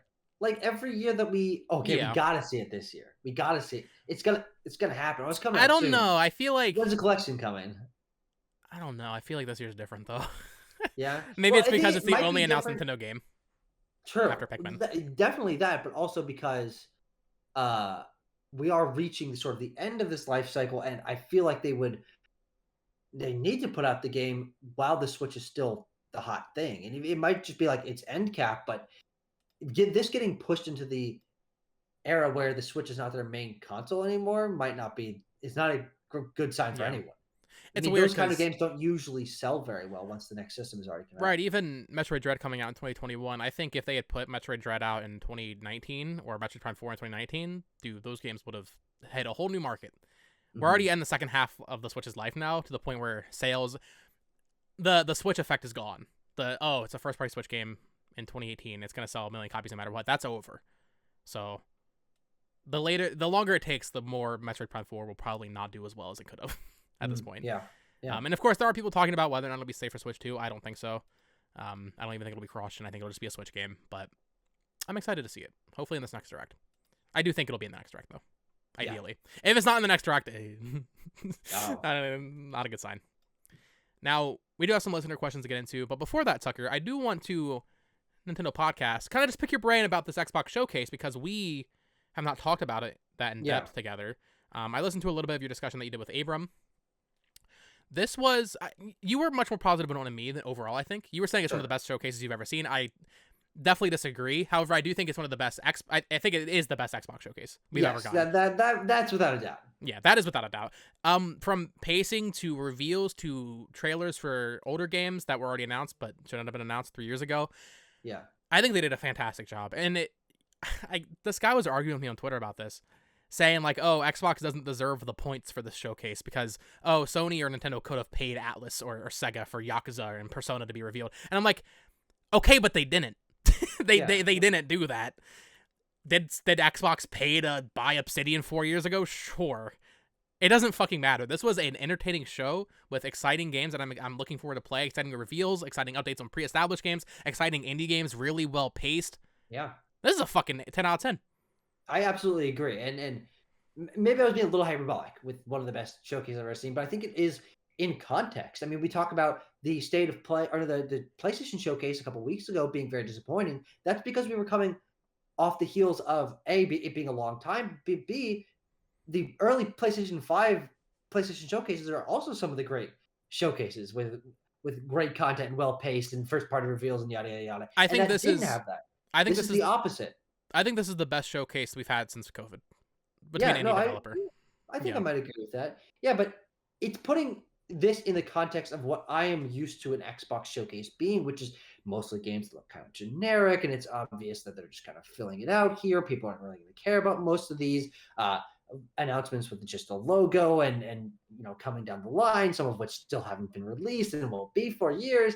And I think what this showed me is finally the tipping point of Xbox releasing the games from their studios at a reasonable cadence and having new IP reveals that make me more interested in their ecosystem, and balanced with, as you said, third-party releases or third-party announcements, indie announcements, and then the cherry on top being a very thorough, I would say one of the best single game breakdowns I've ever seen with Starfield, it kind of had everything I could want. I think the only things holding it back from perfect was, okay, we didn't see gameplay of Fable. There's not even a release window on that. Same with South of Someone Midnight. argue you did see Fable gameplay. I think that's BS. Yeah, no, Yeah, you might have because seen that's like also 3 seconds of like a clip of like the lady dodging. Like, yeah. okay, yeah, you saw gameplay. But other than that, I am more interested in the Xbox ecosystem now than I ever have been. And frankly, I think that it's the best lineup of games that they've had at a showcase or coming down the pipeline ever. Because I And mean, the you think back to all the exclusives and the okay, half-assed sort of, all right, we're gonna get Rise of the Tomb Raider, and that's gonna be our big game, and okay, a middling Halo game, and a Quantum Break and Recore and well, I think Rise. that's worth applauding We're Xbox turning for. We're getting their best lineup ever without Halo Gears or exactly. a Forza Horizon, but Yeah, there's a Forza, which Forza, yeah, I don't even need to count that into my equation here. I think this yeah, is easily the best lineup they've had, and I think yeah, just the amounts of variety and the pacing. I yeah, really like they did something that I saw a lot of people notice. They had a lot of Japanese games in this. They did not show any Japanese games back to back. yeah, They yeah, did not want any point of this showcase to be, hey, this is the Japanese portion. You yeah, get your Persona 3 Reload, then like 20 minutes later you get Persona 5 Tactica, which I think is mhm, great. Same thing with like yeah. Yakuza in there, the Capcom game. Um, I'm interested in your thoughts on Starfield though, because I'm not a BGS fan. I really Yeah. I've tried to play Fallout and Elder Scrolls. It's not for me. I don't get the hype. I'm gonna be completely honest. I Okay. think like it looks good, but like I'm not one of those people like, oh, it's 30 FPS. I don't care. That's 30 FPS. No, Like, not that. I don't care about yeah, that either. yeah, I don't care about that. But I don't know. If anything, and I, let people be happy. Sure, if you're happy with this, fine. The idea of Todd Howard coming out and being like, "There's 1,000 planets," that only deflates excitement for me. Because Yeah, no, I don't care what he says. There is no way there is that much handcrafted content in the game. It's impossible. of course not. No, Yeah. I don't think they even tried to necessarily indicate There is that some that sort of would be. procedural generation stuff going on with some of it, right? I believe. I don't know actually. I think Yeah. so, but I what's interesting is that I'm kind of on the opposite side with this The star case. Starfield That's what they should have showcase called it. in particular is I was not excited for Starfield. I was explicitly thinking this looks doesn't look very good. It doesn't seem very interesting. Not a lot of environmental variety. Whatever. I'm sure it'll be fine. But this completely changed my tune. And not only because when you compare what we saw last year to what we saw this year, like This was literally definitely the area best to showing of area, the game. Yeah. but they redid a lot of things. I mean, I think the game looks significantly better when you compare it, and the amount of detail that they broke down on each element gave me a lot of hope that this is kind of the next step in their progression. And it, from what we saw, again, this could not be true when thousands and thousands, millions of people have their hands on it, but it looks pretty polished.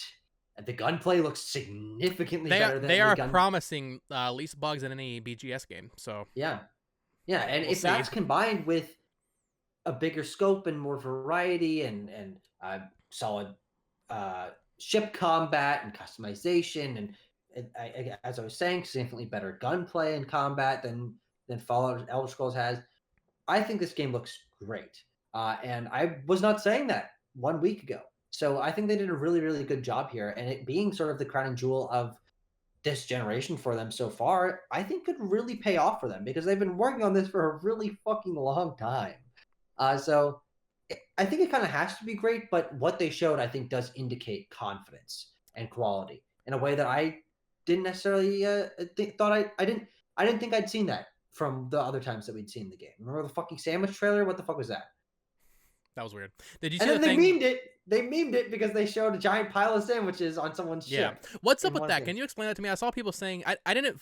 To be fair, I didn't pay 100% attention to the showcase because I'm not gonna be hyped up for this game regardless. I'm gonna Yeah, play it because it's on Game Pass probably a little bit, but I'm not gonna like delve into like all the nitty yeah, gritty. yeah.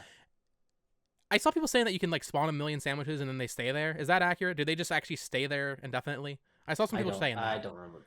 That's a cool thing if that's true. It might be true. Did you see the thing where Phil Spencer said that before they acquired ZeniMax that this game was going to come out before 2022? I can't even imagine the state this game would have released in. Hmm. That's Well, a 2-year delay. I think they've done. I think that was probably a good Yeah. idea. Yeah.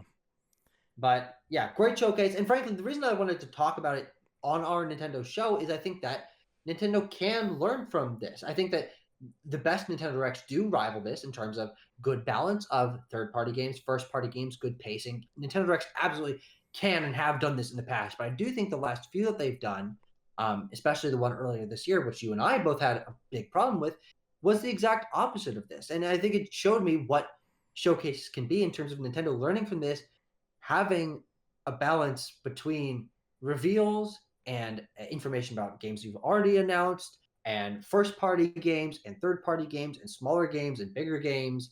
And then I think having a deep dive breakdown is actually a very good thing. And they used to do that.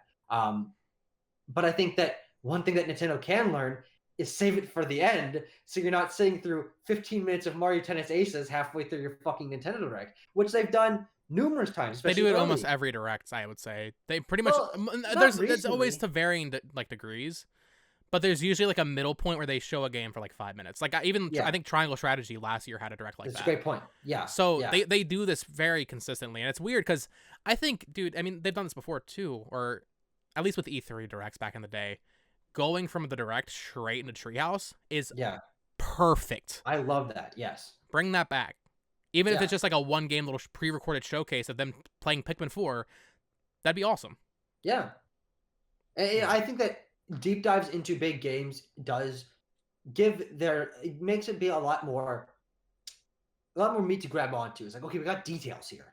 And Starfield really did feel like that for me. I thought that everything else was well balanced, but it was really just a great cherry on top for Starfield. And I hope that Nintendo looks at that and realizes that their showcases can be presented in slightly different ways.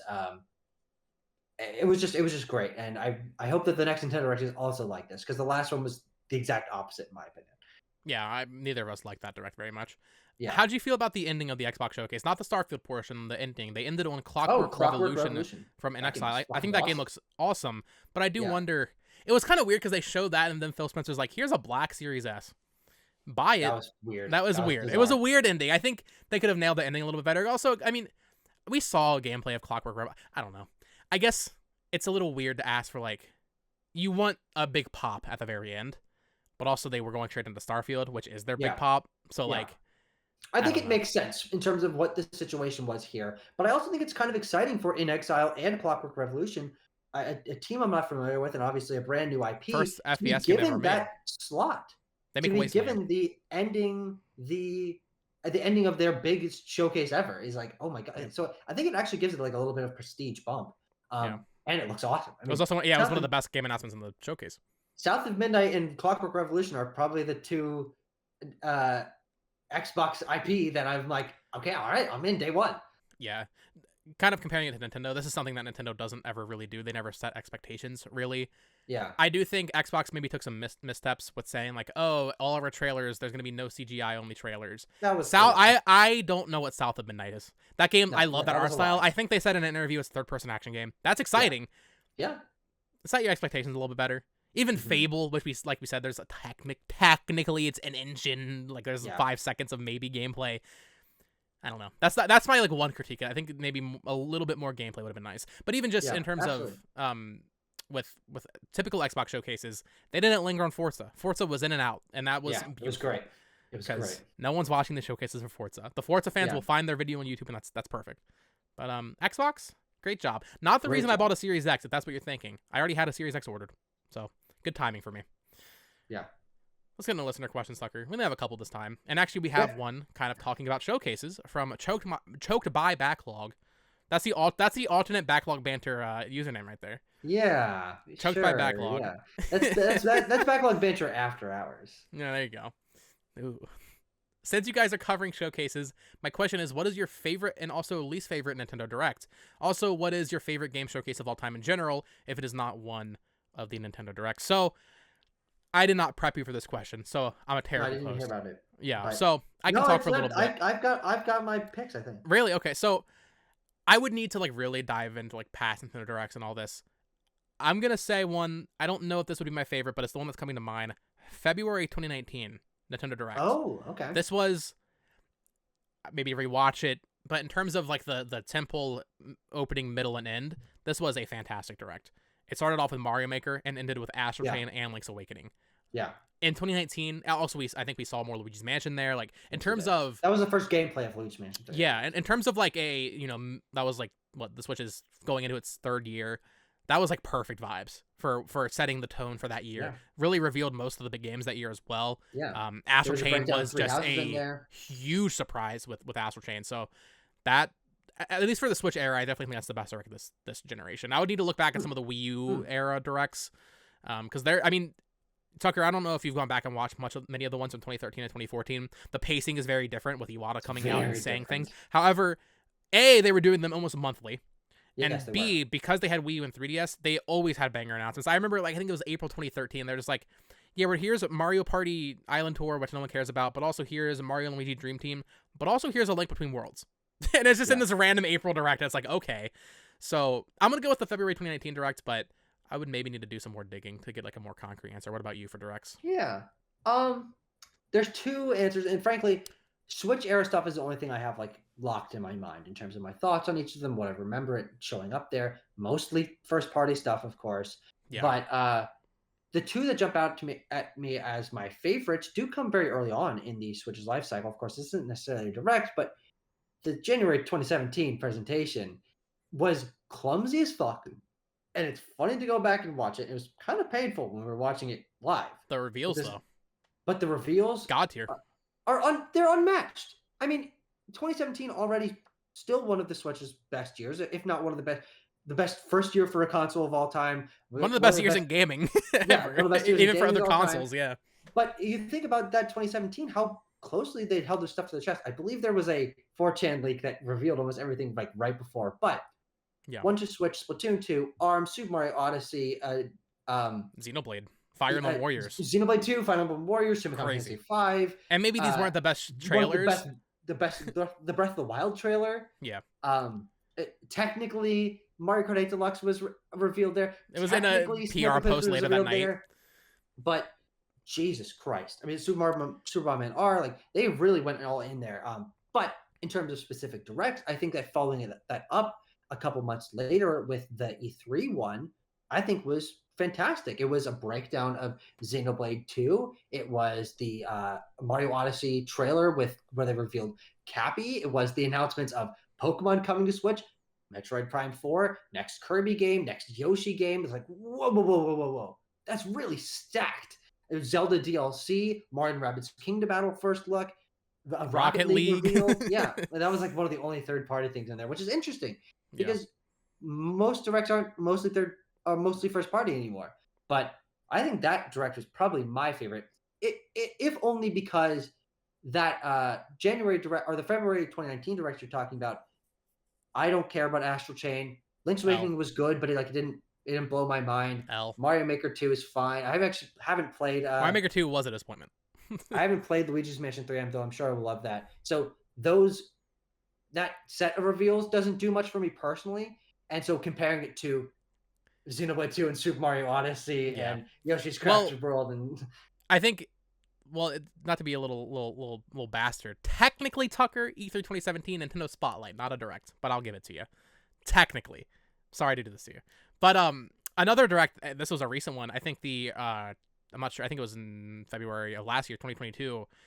Fire Emblem Warriors 3 Hopes, Switch Sports, Mario Circus Battle League, which was mid. Yeah. And then Xenoblade 3 ending the direct. That was a fantastic direct as well. That was another very good one. There also the E3 2021 direct. That's pretty good. Superstars, Metroid Dread, and Mario were good together. Pretty good trip. Respectable. That's a respectable. Yeah. Metroid Dread definitely the highlight there. Another one that I remembered as we were talking. I don't know if you've seen this. If you have not watched it, Tucker, I really recommend you go watch it. E3 2014 digital event from Nintendo. This is the event for the Wii U era. It revealed. I'm trying to think. Well, okay, a lot of it wasn't revealed here technically because they had that really weird Wii U direct where they were like, well, there's a lot coming out, guys. Yeah, they're like, we're making games in these franchises. Mario Maker was revealed here. Splatoon was revealed here. Breath of the Wild was seen for the first time. It was a really good showcase. I think we got more updates on Xenoblade X and Yoshi's Woolly World. I'm trying to think of what else. What else came out? Probably Tropical Freeze was out at that point. Mario Party 10 was revealed there. Star Fox Zero was revealed there. There was a lot that E3. E3 2014, Project Giant Robot was on the show floor. Yeah. Miyamoto was doing his weird shit. E3 digital event 2014, pretty good. Outside of Nintendo, though, gotta look at a PlayStation showcase. I would assume there are some legendary 2015 is legendary. However, in retrospect, is it though? You got Shenmue, you got Last Guardian, which most people don't like, and then Final Fantasy VII Remake, which came out, which was a big deal. 2016 honestly was probably a lot better. We got God of War, Horizon Deep Dive. Trying to think what else. I'm blanking. Lost Legacy, I believe, was also. Lost. That was. Oh no, that might have been PSX. But yeah, no, they're definitely. I think what stand out for me for PlayStation, and we're not even talking about Xbox. I think this last one is easily the best. Like I don't care about anything else from any other Xbox conference. No, they're all kind of mid. It's mostly moments for me in PlayStation presentations. E3 2013 for PlayStation, obviously iconic as well for the video they were. That was the PS4's first year where they obliterated Microsoft. With the price reveal of the PlayStation, and they had the video of how to share games. Yeah, that was I guess that wasn't part of their showcase, but legendary moments there for sure. Yeah, but for me, Sean Layden coming out and being like, "Look, it's an early development, but we're very excited to show you." And then The Last of Us 2 reveal trailer. Yeah, that was a good PSX. My mind melts thinking about how fucking awesome that reveal trailer was. Because immediately. You can tell just by looking at it that, this is Last of Us. They do. This is Naughty Dog. That's one of the best reveal trailers of all time. Because they do, it's like, oh, okay, it's a forest. You see the firefly on anything. And then you see a sign, a rusted car. And you're like, okay, this is post-apocalyptic. And then there's a firefly logo stamped on the sign. It's like, and then it's like, Naughty Dog. Like, there's like a fucking Vine boom effect behind it. It's like, it really is the Vine boom effect. You're right. But yeah. And also I think the late PS4 Sony E3 era was actually pretty good. Even if there wasn't as many reveals, they were really consistently showing off the slate of games that was coming. Spider-Man, Days Gone, Death Stranding, Last of Us 2, and then announcing things like Control and Resident Evil 2 Remake and Ghost of Tsushima. It's like, this is like very quality, nice balance, not a lot of downtime. They did some funny things, like that guy playing the fucking pipe. Oh yeah, dude, the didgeridoo or whatever. Yeah, and the thing where they transitioned from like an actual like little barn area to the Last of Us 2 trailer, and very weird E3. That was their last E3, right? Strange. Yeah, but 2018. I thought it was all great. And they also have done some good ones within the PS5 era. I think that revealing the PS5 showcase. Both of those showcases in 2020 were great. Yeah. Miles, Sackboy, Forbidden West, Astrobot. Jeez, like Returnal, Ratchet and Clank. Like, whoa, slow down. Don't announce all your games. And then release all your games. And then don't announce more games. What the fuck? But those are great. I am such a showcase guy. I already watch these fuckers all the time. I love watching reactions. I love watching my reactions to them. I love thinking about the marketing cycles of all this. It's just, it makes me fucking happy. I'm not even joking when I say this, and I'm not always focusing on it when it's on. I've probably seen that Switch 2017 presentation 20 times. Yep. Because I'm probably right around there. I loved Easy Allies back in the day. Don't watch them too The much Easy anymore, Allies reaction is but so good. It always pops up on my recommended feed, and I'm just like, let's see what Kyle has to say about Mario Odyssey. Yeah. I was like, it's just such good vibes. I don't know. Such good vibes. Kyle gets up on his chair like this when Mario pops out of the pipe. He's like, it's great, dude. It's good vibes, and I'm the same way. I love showcases as well, and it's always kind of sad for me when I see people kind of hating on Keighley, because I agree that most of Keighley's events aren't very good, but they have only gotten better, and even when they aren't that great, it's still fun to watch. Even this Ubisoft 4 the other day, it was still fun to watch and think about, why the fuck did they do this way? You know, why are they talking about this Far Cry anime on Netflix? I don't care about this. There was a Far Cry anime? Yeah, there's Blood Dragon anime for Netflix. I didn't realize that was okay. I guess I remember. Far Cry is not in the Far Cry's not. It was Far Cry 3 had Blood Dragon, but okay. I don't think there was a trailer for it. He just talked about it, I believe. Bizarre. I was off and on watching the Ubisoft showcase, but showcases are fantastic for me, even if they are kind of mid. It's always just watching with friends too, just seeing like absolutely. Even like every time there's like a Warhammer game that pops up, I'm just like, oh my god, another one. Here we go. I had a group of like 6 friends over for the 2018 E3, which was everyone was here, and we were just losing our shit. I mean, it was like what? It was like 25 minutes of Smash Ultimate's going to be the greatest game in your life, and we were fucking losing our minds. And guess what? It kind of was one of the greatest games of my life. So they Yeah. fucking nailed that one. You remember when Snake comes down and it's like, boom, everyone is here, and then And, Pichu's but next, no, and you're like, dude, they're not it's lying. that Pichu is and Young Link are here. people talk about Zelda trailer 2017. I think that trailer for Smash is, in terms of a Smash Brothers fighting game trailer, equivalent. Yeah, oh, The pacing of that trailer is so fucking good because you see Snake, it says everybody's here, and you're like, wait, and you're like processing Snake, and then you see fucking Pichu and Young Link, and you're like, oh, yeah. they Well, also, mean even leading up to everyone. that, they do a really good job at being like, okay, characters we expect. Oh, Ryu. Oh, wait, well, hold on. Did they redesign Ganondorf? Oh, Ice Climbers. Oh, that's cool. Oh, Pokemon Trader's back. Holy shit. Wolf's Oh, back. we fit Trader Bayonetta. Yeah. Oh, and then boom, Snake, and you're like, This is talking about Smash Ultimate, making me think of something. A great point here. You're talking about how Starfield, and I've seen a lot of people saying that Starfield Direct was one of the best showcases for a single game. The August 2018 Direct for Smash Brothers is fantastic. That's where they revealed Simon, sure. Dark Samus. Oh yeah. I don't know if Prom. they.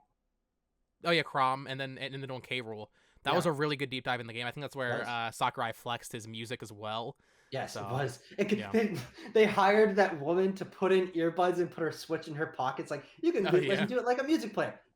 Nobody fucking did that, Sakurai. That was very weird. God, I love directs. I love showcases. yeah.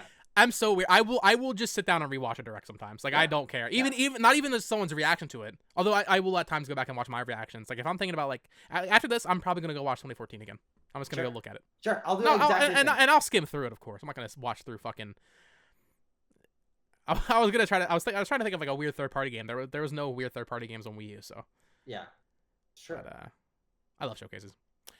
All right, we have 2 more questions here. Benpai, of course, on the server asks classic character Benpai. What is his profile picture in the Discord? Is it like the what's like the it's like a fish from SpongeBob, right? It's like the, I think, or no, it's not. It looks like a pancake. It's a pancake with hair. It's Benpai, got a butter pat for its nose. You know the fish I'm talking about from SpongeBob, like the brown fish. Yeah. Yeah. You put what in my drink? It kind of looks like that from a distance. Yeah, it's a pancake. You're right. Interesting. What are you doing, Benpai? He asked. This is not Nintendo related at all, but who cares? Who is your favorite character in the Dragon Ball series? This includes OG, Z, GT, Super, and Heroes. I was wearing my Dragon Ball Z shirt for like 2 days because I'm a gross bastard. So I learned a couple weeks ago that you actually have watched Dragon Ball. Yeah. Didn't know this about you until recently. I love no fucking shit. I love Dragon Ball. This is a weird question for me because it's about arcs. It's about sagas. I would say Teen Gohan, like that, especially as a kid. Teen Gohan, sure. Like Cell Saga era Gohan, fantastic. Yeah. Overall, though, probably Piccolo. I think Piccolo has the most consistent arc. Not that a lot of characters have arcs in Dragon Ball, but Piccolo is the most consistent from obviously Inception and OG Dragon Ball through even the Buu saga. Piccolo is fantastic trading Gohan and Trunks, or Goten and Trunks. So yeah, I'd probably go with Piccolo. What about you? What's interesting is most of my favorite moments of characters come from when they're first introduced. I think that once they become a part of the team, it becomes, this is the team to me. It's like, oh, all these characters coming together. I love all of them. I know where they came from. I love seeing them work together and like, which ones are here, which ones are there. I like keeping track of that. But it is really the original Dragon Ball getting introduced to these characters before their personalities had really been established. That is really fascinating to me. And watching the origins of Goku and Krillin training under Master Roshi and Oolong and Bulma and Yamcha and Puar like being around. It's like these characters are like important, but in the long term, not really. So it's really bizarre that they like had a time where they're like the biggest thing about Oolong's a main character in Dragon Ball in the original series, technically. He is. He's everywhere. It's great. Yeah, but I have a lot of a passion for original Dragon Ball because it gets really passed by. So. And frankly, love OG Dragon Ball. Kid Goku, like OG Dragon Ball Goku, with the Nimbus Cloud and the Power Pole, iconic. I almost like better than adult Goku. I can see that. Yeah, there's not really that many differences, but in terms of what he does in his moveset, and having the tail and the pole and the Nimbus Cloud and everything, Goku, as we know him, is just kind of like the baseline guy. And I love Goku. Nothing wrong with Goku, but he's more distinct of a character when he was a kid. Because who the fuck else has a tail and a power pole and a Nimbus cloud. I mean, I guess you give that to fucking Goten or whatever, but like, I don't know. I really did love OG Dragon Ball. That's where a lot of my I love Z though. I love Z. What's your favorite saga in Z? I was actually very surprised by. Did you before you answer? Did you watch this growing up, or was this like a recent couple years? That I watched Dragon Ball in 2020. Oh wow, okay, so this is recent. Dragon Ball Z. I've only watched Kai. That's fine. Yeah. That's what everyone's told me. I think I made the right choice. I've watched sort of in spurts over the last 2 years or so. I haven't finished it. I'm like most of the way through the Buu saga. But okay. I actually was really surprised when there's the time skip, and then Gohan's like an adult. And he's like going to school, and he's got his fucking secret identity, and I like that a lot. But I think it's really the beginning stuff, and having Vegeta and oh god, what's the big guy? Raditz. Raditz, yeah. Nappa and Raditz, yeah. Land on and have Goku die, and it's like there's so many fucking crazy moments in that first, like, for Kai at least 20 episodes of the show. It's like 40 really in Z. In the original cut, it's like 40 episodes, yeah. I love that stuff. Yeah, no. I need to get through it and rewatch it because I started watching OG Dragon Ball with my girlfriend because she's never seen it, and she was really enjoying it, and then I just kind of fell off it. So she's been like, "Can we please watch Dragon Ball?" And I'm just like, "No." Yeah, making her wait. But yeah, for Z, I would say for me it's probably. God, they're all so good. I really like the Buu saga. Android saga is also Android, but Android, and when I say saga, I always categorize Dragon Ball as 3 sagas, and it's technically 4. You got Saiyan Saga, then Frieza. I always kind of lump those together. Then it's Androids and Cell. I kind of lump together, and then the Saiyan one at the beginning is very short. And right. It's like a prologue setting up Frieza essentially. I think all 3 are fantastic. I would probably go Cell though, because fucking so cool. Yeah. Androids are sick. Androids 16, crazy, dude. Yeah, but the Android and Cell saga is kind of like meshed together. Because right, that's definitely more. There's definitely more connective tissue there. Is an android. And then with the Buu saga, I'm not sure how far you are. That also meshes pretty well. There is a cool filler tournament though. If you watch the not Kai version, Tucker, pretty good. Now actually, I'm going to teach you something funny about me. Okay. All right. So it's been a long time since I've watched any Dragon Ball consistently. I go through like little bursts for like a week. I'm like, oh, I love fucking Dragon Ball. I watch a ton of episodes. But so I don't lose my place, I leave the tab open. So on my phone, the first tab on my Safari app is the final Watch chapters. Dragon Ball Z. And so currently I'm on episode 36 of Dragon Ball Z Kai, the final chapters. Okay. I never watched Kai all the way through. 36 out of 69. Okay, so I'm 75% of the way done through the whole series, because that's not Buu is out at that point. Buu is doing Buu stuff, I imagine. Yeah, it is. Okay. Yeah, that's where I'm at. Yeah. Bo, I'm gonna start watching Dragon Ball again now. I'm thinking about it. I've got my fucking Dude, it's so fucking good. I love Dragon Ball. It's so weird because like I don't think Dragon Ball necessarily has like a great story, but there's just something about it that's just so inherently like you like the characters. God, the characters. I don't know what it is, because like I love Naruto and I enjoy Bleach and all these other anime, but there's something about Dragon Ball, it like transcends them. Yeah, it's the only anime I've ever gotten fully into, because we've talked about this before. I've dabbled in a few short ones. I've watched a little bit of My Hero, a little bit of Dr. Stone. I'm just like, do a little bit, but I've seen hundreds of episodes of Dragon Ball. I don't do that with anything else. Okay, you cannot tell me somehow Google is not listening to me. I literally just got an ad for Dr. Stone on my phone. Oh, that's fucking weird. Crunchyroll. Dude, that's weird. I have not talked about Dr. Stone in weeks, which is a long time. My brother's actually watching that right now. I love Dr. Stone. Way bigger anime fan than I am. I want to be a huge anime fan, but I just don't have the fucking time. Let's do it, Tucker. We'll put your comics behind you and your movies behind you. Let's start a little anime podcast. Yeah. Really manga, frankly, because anime is kind of mid. But all right, final question from Van the Man. I don't know if I talked about this in our predictions episode last week. I did mention it in my predictions video with M Swizzle because I forgot to mention it, I think, in the predictions episode. They asked, what do you think the next Nintendo Warriors game will be? Oh. This is a very interesting question. We did not. Okay, so perfect. I forgot to predict this. This is on me. I do think a Xenoblade Warriors game is coming, and I think it's coming soon. I think if what we're hearing is true and that the Switch is having a slow year, right? I think Xenoblade Warriors fits that idea perfectly.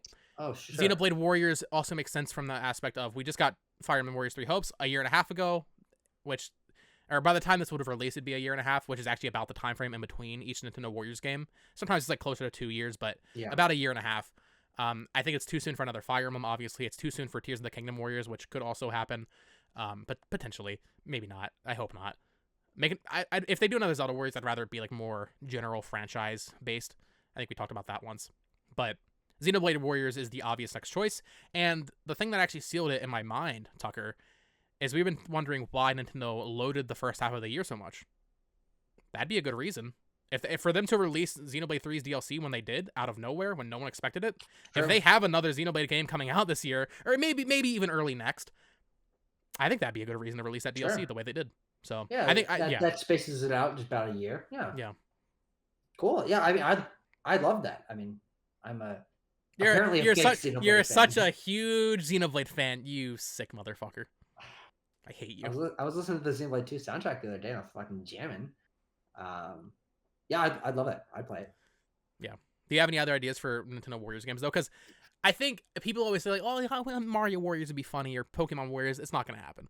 I think Pokemon Warriors, I think, would be very interesting. It'd be fun. I just don't think it's going to happen. I think Koei Tecmo looks at these more realistic, mature franchises in a weird way. But I do think that Pokemon would actually be a really interesting fit because obviously the playable characters could be very diverse in terms of what they look like and their movesets and what kind of abilities they have. Play that into the typing a little bit. And clouds of different kinds of Pokemon enemies. Like you fill a fucking field with Bidoof. And oh my god, the Bidoof stage, dude, it'd be so good. I'd play the shit out of that. Bidoof would be in that game. Bidoof would be in that game. 100%. I would love a Pokemon Warriors game. And it's not like they're opposed to trying something different with Pokemon. I think honestly, it's the question if Koei Tecmo would want to do that, as opposed to would they get the license? Because I think they'll give a fucking license to anything. You think? Well, I don't know. I mean, why wouldn't they want to do that? I guess because that would that would potentially be the best-selling Warriors game. I'd imagine. Yeah, probably would. I think Hyrule Warriors sold Age of Calamity. I should say sold 3 million, which is the best-selling Warriors game right now. So they make so fucking many of those, dude. I love it. You're not supposed to play all of them. I just play the Nintendo ones nowadays, and I'll dabble in like One Piece Warriors when that comes out, whenever. But once a year, maybe once every year and a half, it's perfect for me because they aren't super long games, and you just kind of play a podcast or listen to a podcast while playing them, and they're fun. They're podcasts. I enjoy them, man. And you played 3 Hopes, right? We reviewed 3 Hopes. Oh yeah, we did, dude. That game's fucking awesome. It's great. I love that fucking game, dude. Best Warriors game. No one gave it the love it deserved, but that game is fantastic. Well, Tucker, I think that is gonna do it for this episode of the Nintendo Select Podcast. Do you have any closing thoughts?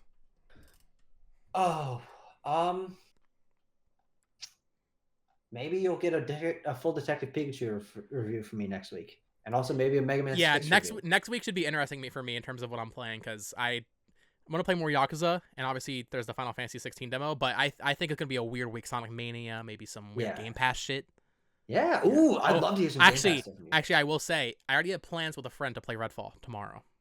Oh, that was actually you downloading it. I'm actually gonna play Redfall. You sent me a thing of downloading Redfall. I thought it was like a GIF you found online. It's like a joke. No, for some reason my phone took a GIF. I didn't know it could do that. That's bizarre. Yeah, I didn't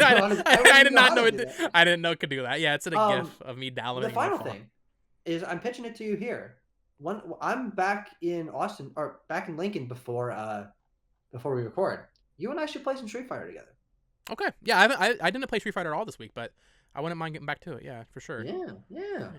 I also downloaded a bunch of weird fucking games. Have we ever played a video game together, Tucker? Yeah, we played some Splatoon. Is that right? No, I don't think so. We were supposed to play that Splatoon event last weekend, but we didn't. If you remember. Oh, I forgot that was happening. Yeah, me too. I probably wouldn't have been able to though because I was working. Oh yeah. But final thought is, I'm gonna see The Flash in 1 hour. Ooh. Let me know how it is. My life will be fucking changed, dude. Forever. The hierarchy of the fucking DCU, it's never crazy. Gonna be the same. It's never gonna. I still need to see Spider-Verse. I am slacking horribly on that. Crazy. Yeah. Final thoughts for me. I'm hoping next week Nintendo announces a thing. Yeah. I think we're great at just like talking about games as a whole, But it is always more fun when there's actually Nintendo news. Yeah, definitely. For sure. But yeah, even talking about like Sonic Superstars and Overwatch, that's still fun to me. So I hope you all enjoyed it listening to this episode. Of course, once again, Apple Podcasts, Spotify, YouTube as well. Subscribe wherever you are most inclined to listen. Join our Discord, that is linked down below. And of course, subscribe here so you don't miss any of my content, any episodes of the podcast. And check out Tucker over at Backlog and Backlot Banter for games and movies, respectively. Until next time, folks. Bye-bye. Yes.